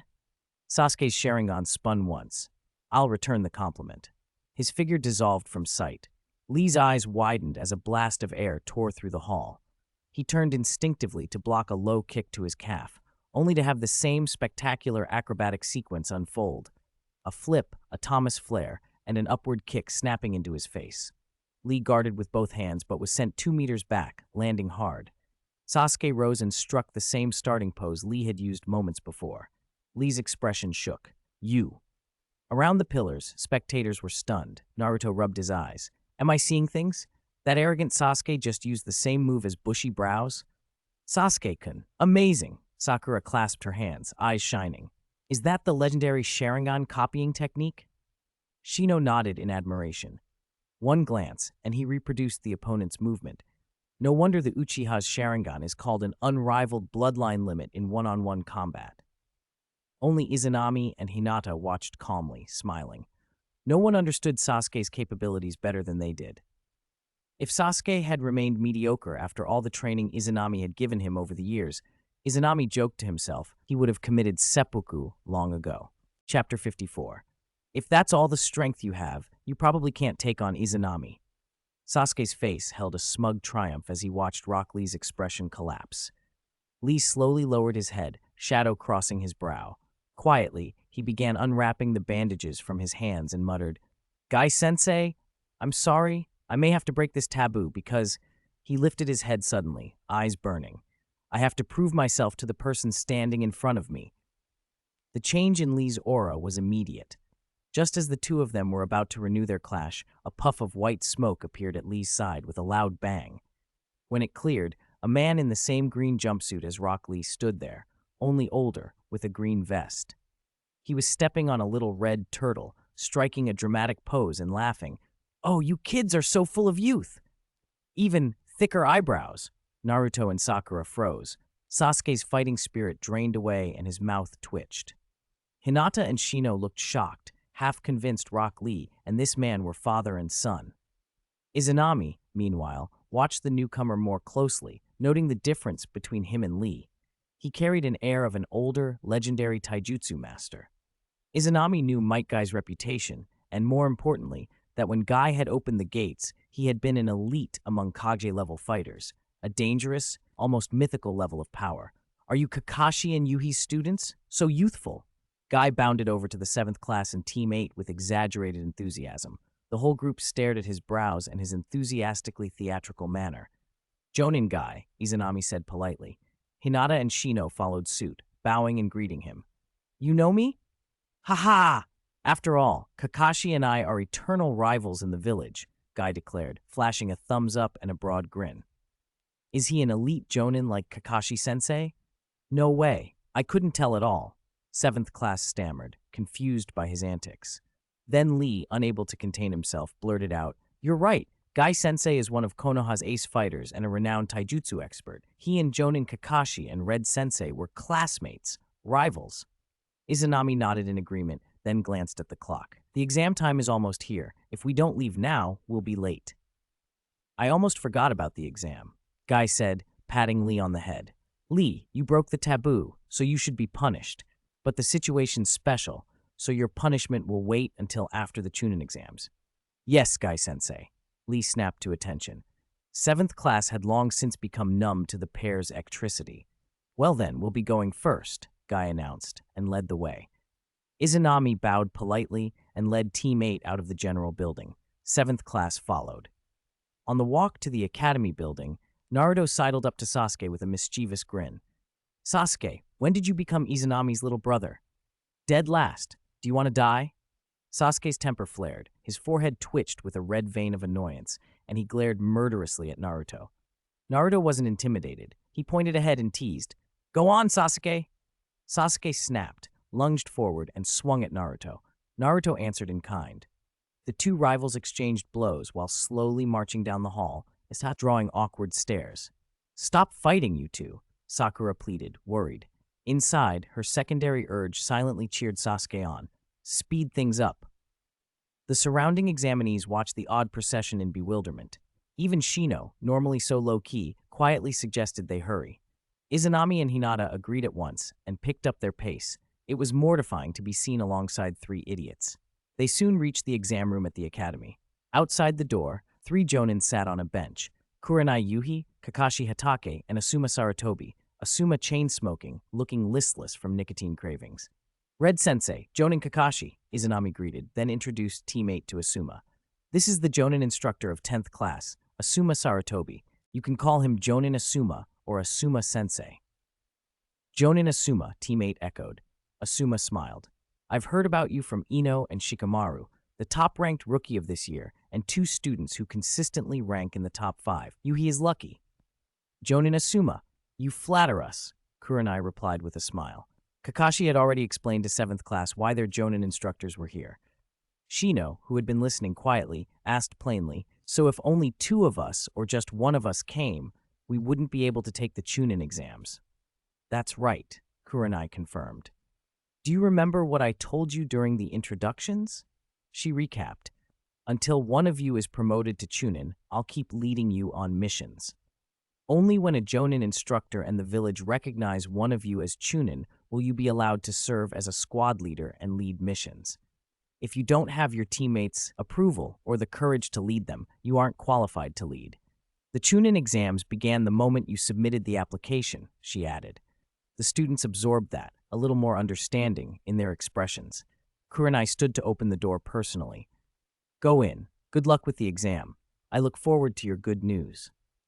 "We won't disappoint you, Red-sensei," Izanami said, a confident smile curling his lips as he led Hinata and Shino inside. 7th class, now fully back to themselves, followed closely behind. Chapter 55, The Growth of My Sister-in-Law, the first test. Outside, the air felt completely different from inside. The courtyard was almost empty but warm, like a sunroom in winter. Inside the exam hall, people crowded the benches and the noise rose and fell like waves. The moment Uzumaki, Naruto, and Sakura Haruno stepped into the room, though, a chill ran through them. The chatter died away as if on command. Dozens of stares, sharp as needles, fell upon them. Naruto and Sakura, who hadn't experienced the Zabuza and Haku incident in the Wave Country arc, where Sasuke had also defeated the Demon Brothers, stiffened. Fear flickered across their faces. "Are you trembling? Dead last?" Uchiha Sasuke's voice cut through the tension. Naruto's fear vanished as if snapped out of existence by that one sneer. "I'm not afraid of them. I'm just trembling with excitement," he shouted. Izanami ignored the 7th class's commotion and turned to Hinata and Shino Aburame. "Go find your seats," he said. Hinata and Shino nodded and located their seat numbers. Izanami's assigned seat was in the middle of the 3rd row, exactly where Naruto had originally been. Naruto's number still placed him next to Hinata, so Izanami simply swapped numbers with him. Naruto didn't refuse such a small favor. The swap had another consequence. Izanami's seat put him next to Sasuke, so with the exchange, Sasuke and Naruto now sat together. Whether Sasuke would help Naruto cheat, and whether the morale-boosting scene from the original timeline would still occur, was anyone's guess. The butterfly effect had already begun. Shino didn't gather at the podium, Kabuto didn't show up to ingratiate himself, and the farce between Kabuto and the Otogakure boys never happened. With time before the exam, Izanami and Hinata fell into the kind of low conversation they used to have at school, keeping their topics ordinary because strangers crowded around. Hanabi already started learning the 8 trigrams 64 palms. "That's impressive," Izanami said, surprised. Hinata's proud smile brightened her face.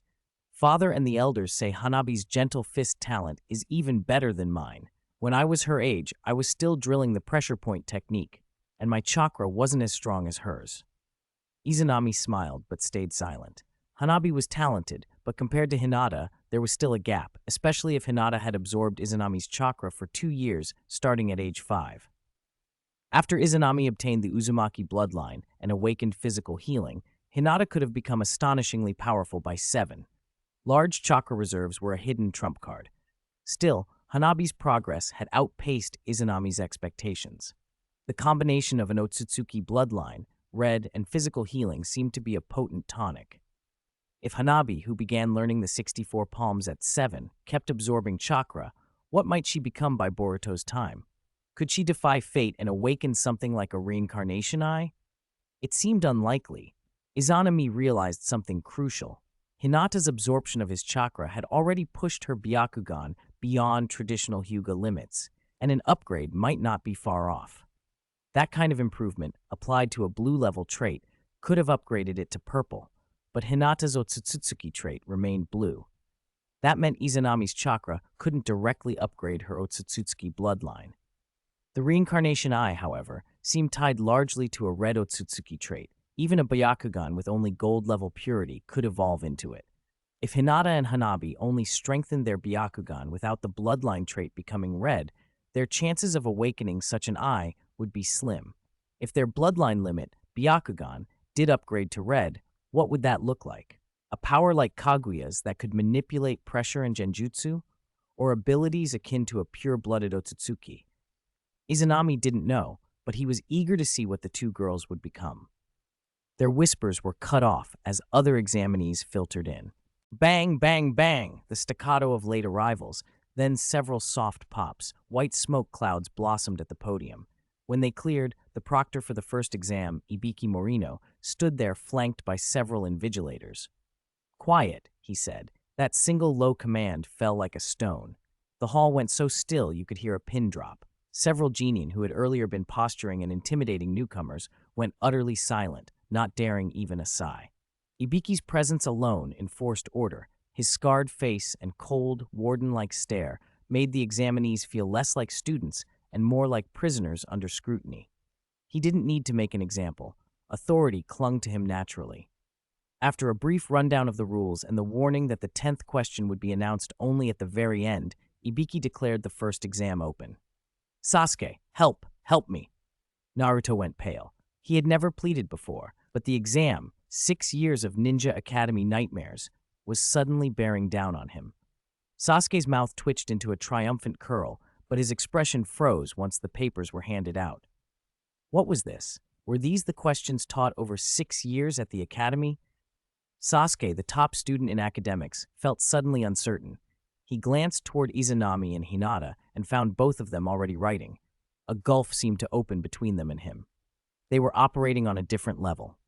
Sasuke forced his composure back into place. Seated in the back row, he let his lips curve again. The black of his eyes flickered into the crimson glow of his two-tomoe Sharingan as he fixed his gaze on Izanami. He didn't look at his own paper.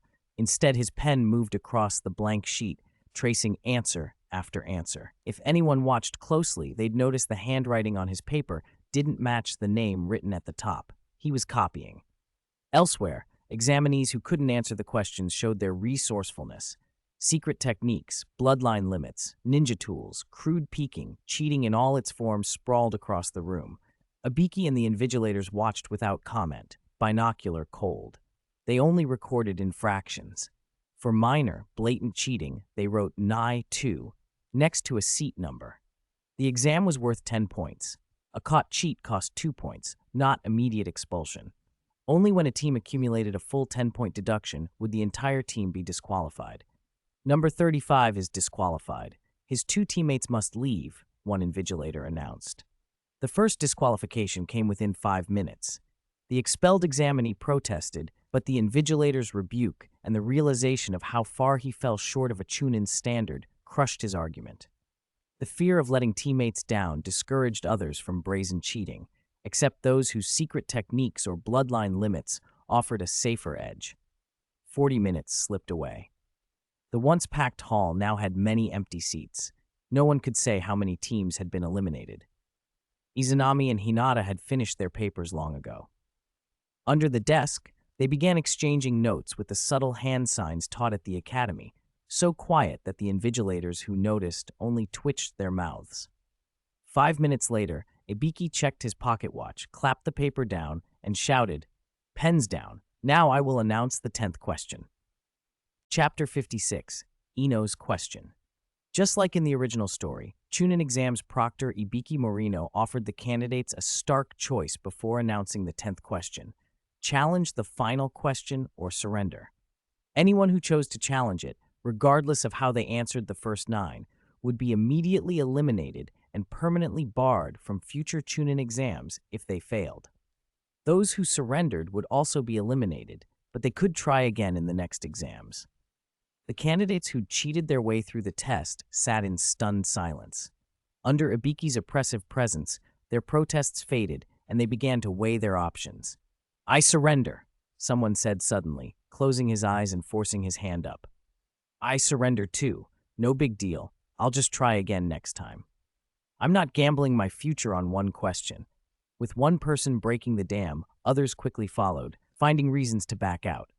Each surrender meant 3 teammates were eliminated. The exam room, already scattered with empty seats, thinned drastically in a short time. Izanami, propping his face with one hand while secretly holding Hinata's small hand under the table with the other, was curious about how Uzumaki Naruto was reacting. If he had glanced over or used his reincarnation eye, he would have seen Naruto sitting with his arms crossed, calm and confident. Naruto's paper was already filled in. Unlike the blank pages in the original story, Naruto, sitting next to Uchiha Sasuke, didn't have to do anything except hold a pen. Sasuke, using an Uchiha twist on the puppetry technique, had turned himself into a puppeteer, controlling Naruto with fine steel strings to answer the questions. Naruto wasn't flustered in the least. Without Naruto's morale, far more people would have been eliminated in the first exam than before, but many foreign candidates noticed a loophole. Not being able to continue in Konoha's Chunin exams didn't prevent other villages from promoting their own shinobi. High-ranking officials could still grant special promotion. Surrendering now, only to compete in another major village's exam later, would disappoint those officials. So several candidates resisted the psychological pressure and stayed. Seeing time run out and no one choosing to surrender, Ibiki's stern face finally broke into a smile. "Congratulations, all of you have passed the first exam." A chorus of surprised voices filled the room. The candidates who had braced themselves for the 10th question were dumbfounded. "What do you mean?" someone demanded. Ibiki explained, the first 9 questions tested a shinobi's knowledge and information-gathering ability. The 10th was designed to test team cohesion. Many were still processing this when a shattering kunai broke the silence as it flew through the window. Anko Mitarashi made an entrance that drew every eye, flamboyant and familiar in a way that made Naruto feel as if he were staring at a mirror. The candidates were momentarily speechless, but the conversation between Anko and Ibiki soon shifted the mood. "Ibiki, what's going on? Why are so many of them still here?" Anko asked. "This batch of genin is pretty capable." Ibiki replied, "That won't do. I'll make sure at least half of them are out in the next exam." Anko's smile turned cold and measured, like Orochimaru's. Her special Jonin air made more than a few of the candidates' stomachs clench. "Everyone, gather at Konoha Training Ground 44 by 3 p.m. tomorrow. Anyone late will be considered to have forfeited." With that, Anko left the room, and the first exam came to an end. "Yo, long time no see," a familiar voice said. Team 8 and the 7th class filed out together. Before they reached the stairwell, they heard another familiar voice in the corridor. Shikamaru Nara strolled toward them with his hands behind his head, followed by Choji Akimichi and Ino Yamanaka. "Sasuke, long time no see." Ino lunged at Sasuke with her usual enthusiasm, and he sidestepped smoothly. "Ino, what are you doing to Sasuke?" Sakura snapped, crossing her arms. "Back off! Want to fight?" Ino shot back, refusing to show weakness. The two girls bumped foreheads in a posed, bickering stance, ready to trade insults. "Long time, Shikamaru Choji," Izanami and the others greeted, ignoring the squabble. "I figured someone who hates trouble as much as you wouldn't take the Chunin exams," Izanami teased Shikamaru. "I didn't want to, honestly. Asuma-sensei and my dad kind of forced me," Shikamaru said, shrugging. "And Ino wanted to enter too. You probably noticed something odd on the application forms." The others nodded. The new version of Shino sauntered out of the school building with them. During the walk, Ino, having finished trading barbs with Sakura, sidled up to Hinata and gave a little inspection of Hinata's white kimono. "Hinata, your new outfit is really pretty. It suits you," she said, smiling. "Thank you," Hinata answered softly. Ino tugged at Hinata's sleeve, glanced toward the boys, then leaned close and whispered, "Hinata, how did you do it?" Sakura's ears twitched and she inched nearer. "Do what?" Hinata asked, puzzled. Ino's eyes flicked to Hinata's surprisingly ample chest, obvious even through the loose kimono, then back to her own, which, while not flat, were certainly more modest. "What do you eat? Like, what do you normally eat?" Hinata's face flushed scarlet. She lowered her eyes and murmured, "I don't really know. I just eat more than others, I guess." "Just eating more?" Ino sounded hopeful. She looked over to Choji a few steps away, who was contentedly munching on potato chips and watching Shikamaru and Izanami talk, and her face fell. "Ugh, that won't work for me." Ino, despite being the Yamanaka in the Ino Shikacho trio, where the Yamanaka were supposed to be the boar, didn't want to become an actual boar. She absolutely hated being called Ino Pig. Chapter 57, Small Group Gatherings. Just in case we haven't seen each other in ages, how about we all get together? Barbecue, my treat. As they stepped out of the school, Izanami threw the invitation to the 7th and 10th classes. Choji Akimichi and Naruto Uzumaki's eyes immediately lit up. "Sounds great, but let's split it," Shikamaru Nara agreed, then added a request. He knew Choji's appetite all too well. An elite jonin like Asuma had been embarrassed more than once when Choji ran up the bill. Shikamaru also knew a little about Izanami's family situation. A civilian orphan, dependent on survivor benefits from the village and, until recently, only scraping by. Even genin paychecks wouldn't usually cover a single meal with Choji involved. "It's fine," Izanami said with a smile. "Eat your fill. I have some savings." Izanami's grin made Naruto and Choji stare at him with genuine admiration. Shikamaru fell silent, filing the favor away in his mind for a later return. Then Sasuke Uchiha spoke up, spoiling the easy mood. "I want to go back and train." "You can train anytime," Izanami said, reaching out to pat Sasuke's shoulder. There was a faint edge to the gesture, enough to keep refusal from being an option. "Today we relax." Sasuke folded his arms with a tsundere glare and muttered, "Fine," clearly reluctant. Sakura Haruno and Ino Yamanaka brightened at the chance to sit near Sasuke. They shot each other competitive looks, as if both were privately plotting how to end up on his right-hand side. Choji and Naruto immediately set themselves against each other in a contest of who could eat more. Shino Aburame and Shikamaru sat with Izanami, sharing juice and swapping observations about the examinees they'd watched during the Chunin exams. Izanami replied while effortlessly flipping meat on the grill and sliding plates to Hinata Hyuga. Hinata ate quietly and ladylike, but anyone watching closely would have noticed her speed. She was as ravenous as Naruto and Choji. In fact, her appetite was astonishing, rivaling Choji's. Shikamaru watched her and couldn't help the flicker of surprise at his eyes. Someone whose appetite matched Choji's? And from a respectable family. Impressive. They gathered at Konoha's largest barbecue spot and pushed 3 tables together. The rookies' first big get-together was loud, raucous, and full of easy camaraderie. Someone, Izanami, even produced a shadow clone to take a group photo. If the old third Hokage had seen it, he might have declared, "This is the future of Konoha." The meal cost Izanami well over 100,000 ryo. In the past, that sum would have emptied his savings. He'd managed to save only about 300,000 over 6 years. Now, though, it was little more than pocket change. More important than the money was what the night did for them. 6 years of classmates who hadn't mixed much began to form a small, tight circle. Izanami understood exactly how valuable that was. Among them were people who had already saved the village, a future Hokage, heirs of prominent families, future leaders of the hospital and intelligence departments, suppliers of military ration pills, connections that could be priceless.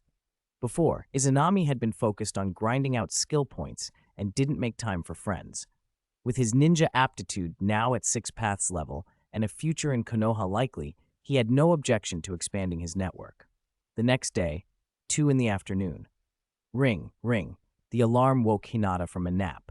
She blinked at Izanami, still asleep beside her, then slid out of bed, tied her hair in a bun, and went to the bathroom to freshen up. "Izayoi-kun, it's time to get up," she called when she was done. After squeezing a bit of toothpaste for him, Hinata patted over and shook his shoulder. "What time is it?" Izanami mumbled, half asleep. "It's already 2 in the afternoon. Just 1 more hour. Let me sleep a bit longer." "No, get up now." Hinata yanked the blanket off and nudged him until he stirred. "Then give me a kiss, or I won't get up," Izanami said, suddenly squinting as if the request were a negotiation. Hinata pouted, a faint blush on her cheeks, and kissed his forehead. "Too light. I didn't feel it. Moi, I want a kiss on the cheek. Moi." "And the other cheek, too," Izanami insisted, already awake and wearing a mischievous smile. "You're acting just like Hanabi," Hinata said, rolling her eyes, though she leaned in and pecked the other cheek. "Hanabi's practically our little sister. What's wrong with that?"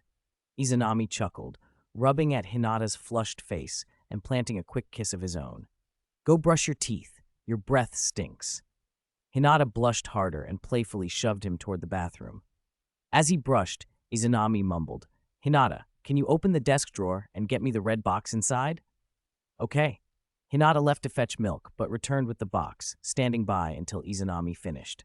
He rinsed and splashed water on his face, took the handkerchief Hinata handed him, and opened the red box. Inside were 2 lenses. "These are glasses?" Hinata asked. "No, cosmetic contact lenses." Izanami activated his reincarnation eye yet again and slipped in the contacts. His pupils, normally bright sky blue with swirling white patterns, fell back to a normal deep blue. He'd bought the lenses in the city near his villa before coming back to Konoha. They hid the telltale glow of his ocular power. Hinata's face turned serious at once. She had watched the power of repulsion and attraction at work, and never believed any genin could match Izanami. Now, he was wearing contacts to hide his reincarnation eye, clearly preparing to use his ocular jutsu without announcing it. That thought tightened something in her chest. "Izayoi-kun, will the Chunin exams be dangerous?" "It's just a precaution," Izanami said, looking at himself in the mirror and smiling with meaning. "If things go smoothly, it'll be easy. If not, well, it might get tough." Hinata's eyes lingered on him for a moment, worry and resolve warring there. Then she nodded and waited, quietly ready for whatever came next. Chapter 58, She Has the Same Abilities as Me. It was 2:40 p.m. Izanami and Hinata met Shino Aburame at their usual spot, then headed to Konoha's 44th training ground. The 44th, Death Forest, was one of the village's restricted training areas, opened only on special occasions. Proctors had already set up tents and sheds outside, and a sign marked the gathering point. Although the exam wouldn't start for another 20 minutes, Team 8 wasn't the first to arrive. A large number of examinees were already gathered in the clearing, grouped in threes. At least a dozen teams stood there. Over the next 10 minutes, more teams trickled in, and the open space became crowded. "Yo, Izanami, you came early," someone called. "Long time no see, Izayoi-kun, Hinata," Minako greeted. "Long time no see, Minako," Hinata replied. Team 7 and Team 10, who had just arrived, spotted Team 8 at the edge of the crowd. Kiba Inuzuka's Team 6 also made their way over. "Did you hear? Out of the 10 squads in our class, only 12 of us got recognized by the Jonin instructors. The rest were cut," Minako said. Hinata blinked. "So the others went back to retake the course?" "2 squads did go back to school to retake," Minako answered. "The rest were recruited into other divisions, and a few dropped out altogether. Seemed like they couldn't handle it." She sighed. "Being a full-fledged shinobi isn't exactly great.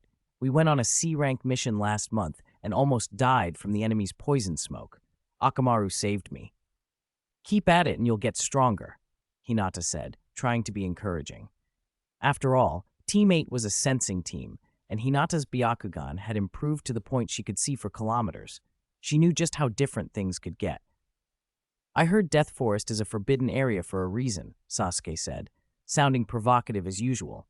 "This exam will probably be a survival test. There might even be fights between teams." "If that's the case, watch your back. Don't get eliminated by me," he added with cool menace.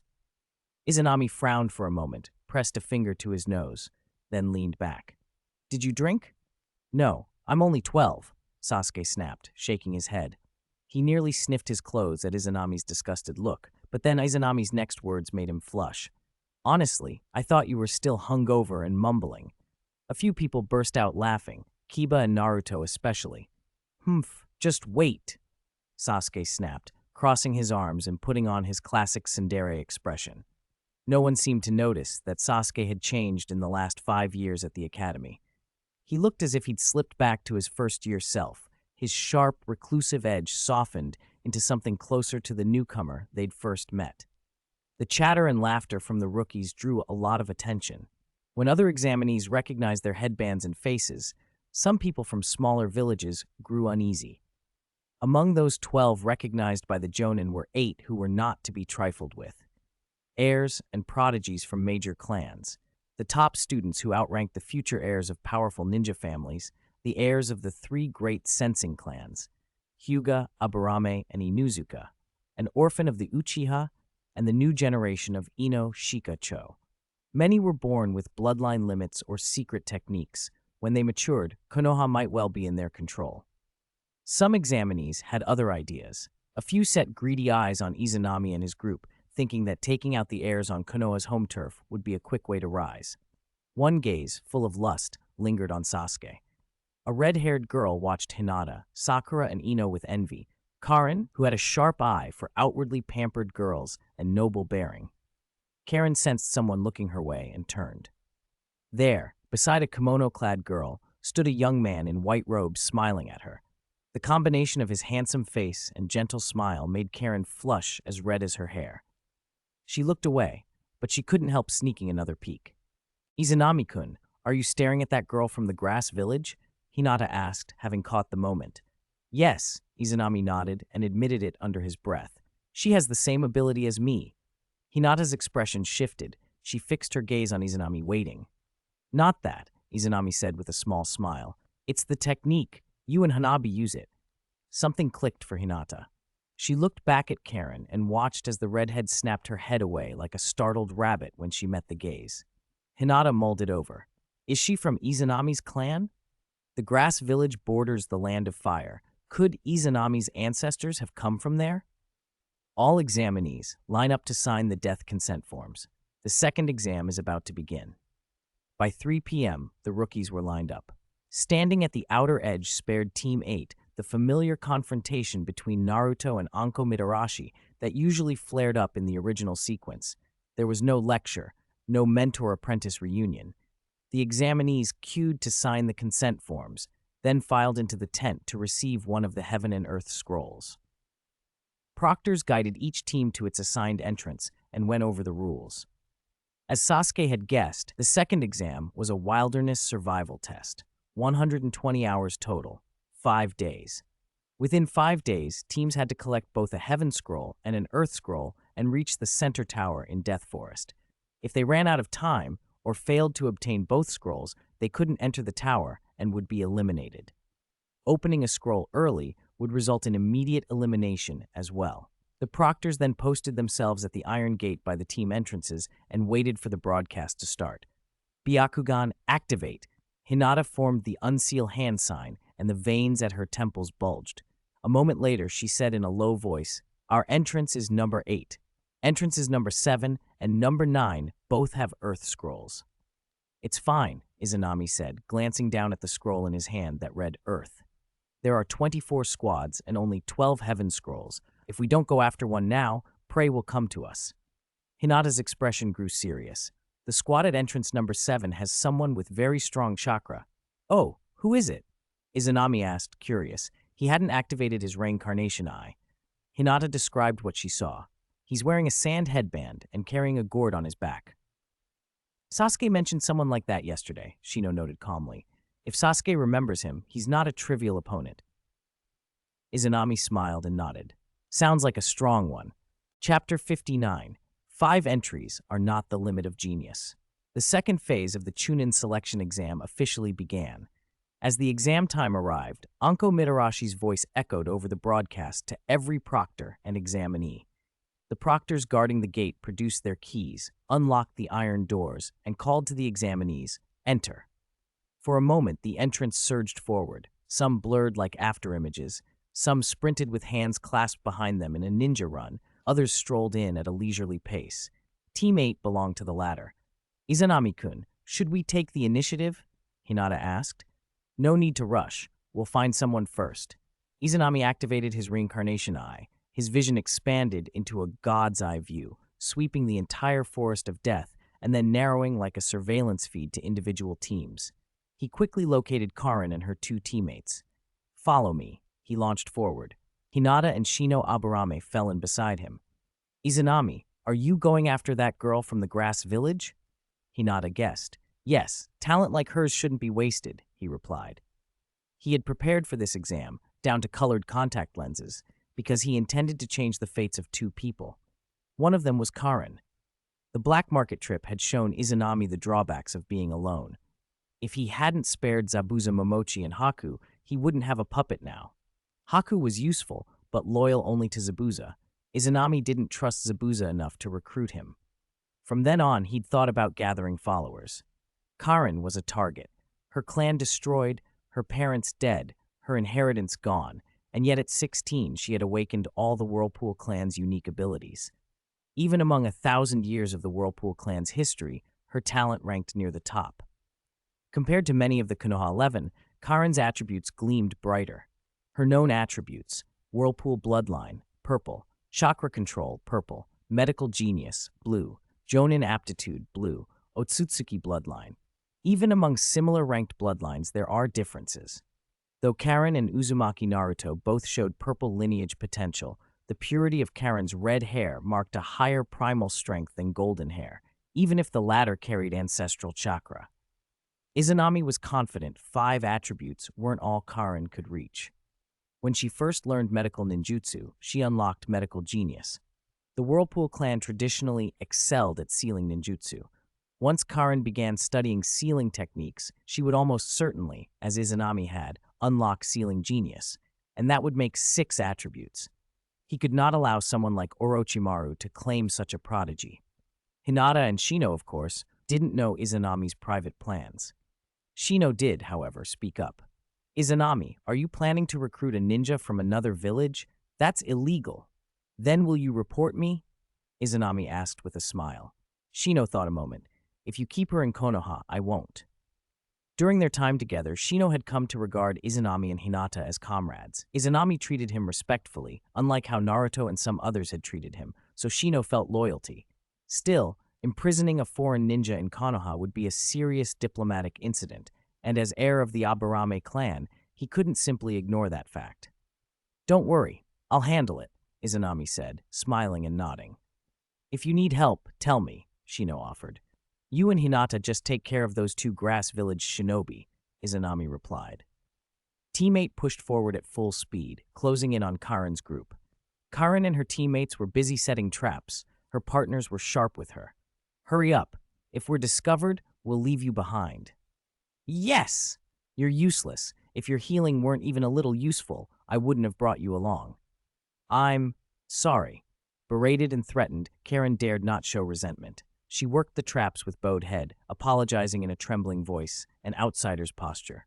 Though born and raised in the grass village, her mother wasn't from there, and that made Karen a person the village didn't trust. Both Karen and her mother possessed extraordinary physical healing ability, but the village treated them like medical tools. Anyone injured could come absorb their chakra to recover. Their usefulness as walking medical packs meant they were exploited. Karen's mother, despite her whirlpool heritage and powerful vitality, died prematurely, and Karen grew malnourished and nearsighted. The grass village prided itself on research into foreign jutsu, yet it failed to recognize what red hair and rapid physical healing truly indicated. 8 trigrams empty palm. Karen flinched at the cry. A buzzing swelled nearby. Before she could look up, a heavy thud rang from the direction of her companions.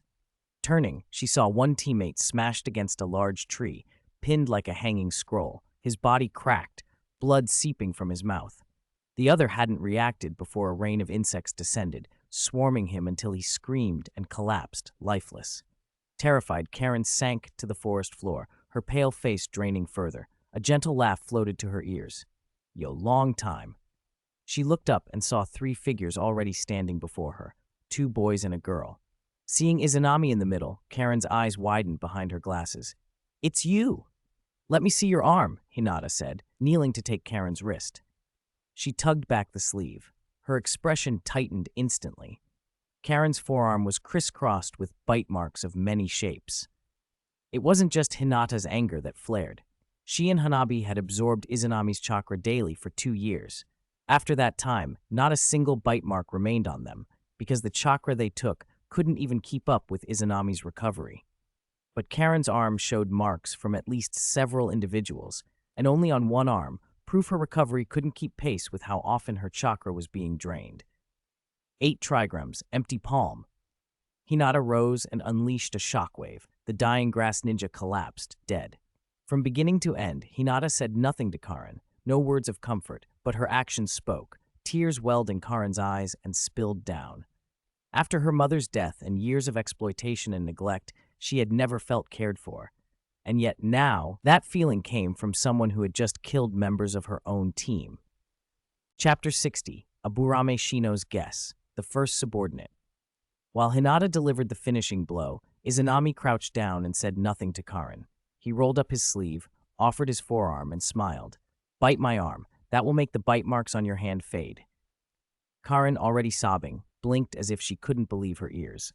Tears streamed down her face, but now they were mixed with a stunned, ecstatic joy as she stared at Izanami. "You mean you're—" "Yes." Izanami nodded and told her a gentle lie. "Although our hair colors are different, our ancestors were probably from the same clan. I recognized your nature the moment I saw you." That's impossible." Karen bit her lower lip, lowered her head, and let out a choked whisper. Her shoulders shook. Tears blurred her glasses and dripped to the ground. She was no longer an orphan. She had found clan. She wanted to cry out, to call that discovery to the world, but she was afraid this new clan member might reject her, so she sobbed quietly instead. Izanami watched her with a soft smile. Hinata stood silently at his side. Shino Aburame, not wanting to interrupt the reunion, went to search the 2 bodies for scrolls. As he worked, his mind pieced things together. Red hair, a special healing ability, unexpected clan ties. Those keywords nagged at him, like fragments he'd heard his father mention. He paused, adjusted his sunglasses, and a realization settled in. Everything clicked. Izanami carried Uzumaki blood. Historical records tied the Senju and Uzumaki families as distant kin. Before Konoha's founding, the Uzumaki had remained on the ninja continent in the Land of Fire. Later, they left to found Uzushiogakure on an island. Konoha and Uzushiogakure were close allies. Izanami's ancestors must have been Uzumaki, either direct members or mixed by marriage during the warring states. Over generations, the bloodline traits faded, the surname vanished, and then in Izanami's generation, some atavism had reawakened. Shino's deduction felt certain. It explained the enormous chakra Izanami wielded and why he had tried to recruit Karin. Mind's eye of the Kagura, this must be a unique Uzumaki awakening. Karin cried for several minutes before a small, stunned composure returned. "Wipe it," she murmured. Hinata stepped forward and offered a handkerchief. "Thank you." Karin whispered as she dabbed at her face. When she finished, Izanami put his forearm forward again and urged, "Bite me. My chakra is strong. If you recover quickly, you won't collapse later." "No, it's fine. I'll rest and I'll be okay," Karin protested, her humility amplified by finding a clan. Izanami saw the fear in her eyes and smiled. "No, really. Bite down. You have to recover properly. Hurry. Don't risk passing out." His voice grew firmer on the last words. Startled, Karin took his forearm with both hands, glanced at Hinata, who watched with an encouraging smile, and then whispered, "If you're sure, I'll accept." She sank her teeth lightly into his skin, not daring to use much force. "Bite harder," Izanami encouraged. "It's all right." Bolstered by his words, Karin bit down harder. The effect was immediate. Her weakness, the gnawing hunger inside her, was gone in an instant, like drinking ice-cold water in a desert, like tasting a feast when starving, like coming in from the cold to a warm hearth. Warmth flowed through her body, spreading from her teeth marks outward. The bite marks on her hand faded before her eyes. Her gaunt skin took on a flush of health, her pale face colored, even her blurred vision sharpened. The difference between Izanami's chakra and what Karin or her mother could muster was obvious and staggering. Karin had her own healing ability. She'd healed herself and once drawn chakra from her mother. None of that compared. Where Karin might spend all her chakra, or even risk her life, to save someone gravely wounded, Izanami's reserves could do the same with a fraction of the cost. Whatever his bloodline was, the quality of his chakra was remarkable. If Izanami could have seen her expression, he would have smiled inwardly. This was the value of noble Otsutsuki blood combined with a physical healing type chakra. After Karin's strength returned, Izanami stood and offered his hand. "Would you like to come with me, my clanmate?" "Really?" Karin's face lit with disbelief and hope. "Of course," he said, "but if you come with me, you won't be able to remain a ninja, and I can't promise I'll be able to get you into Konoha later." "That's okay. I don't care about being a ninja," Karin said eagerly. Her dream had never been the shinobi life. She only wanted a home. When her mother had lived, that home had been in the grass village. After her mother's death, she'd been alone. Finding clan meant finding family. "Good. Then go with my shadow clone. He'll take you somewhere safe." Izanami formed a hand sign, produced a shadow clone, lifted Karin, patted her shoulder, and added, "I'll come find you after the exam." Karin nodded vigorously, no fear that he would abandon her. After a few days together and a growing warmth between them, even if Izanami had decided to sell her, Karin might have helped him count the money. Orphans in this world were that loyal.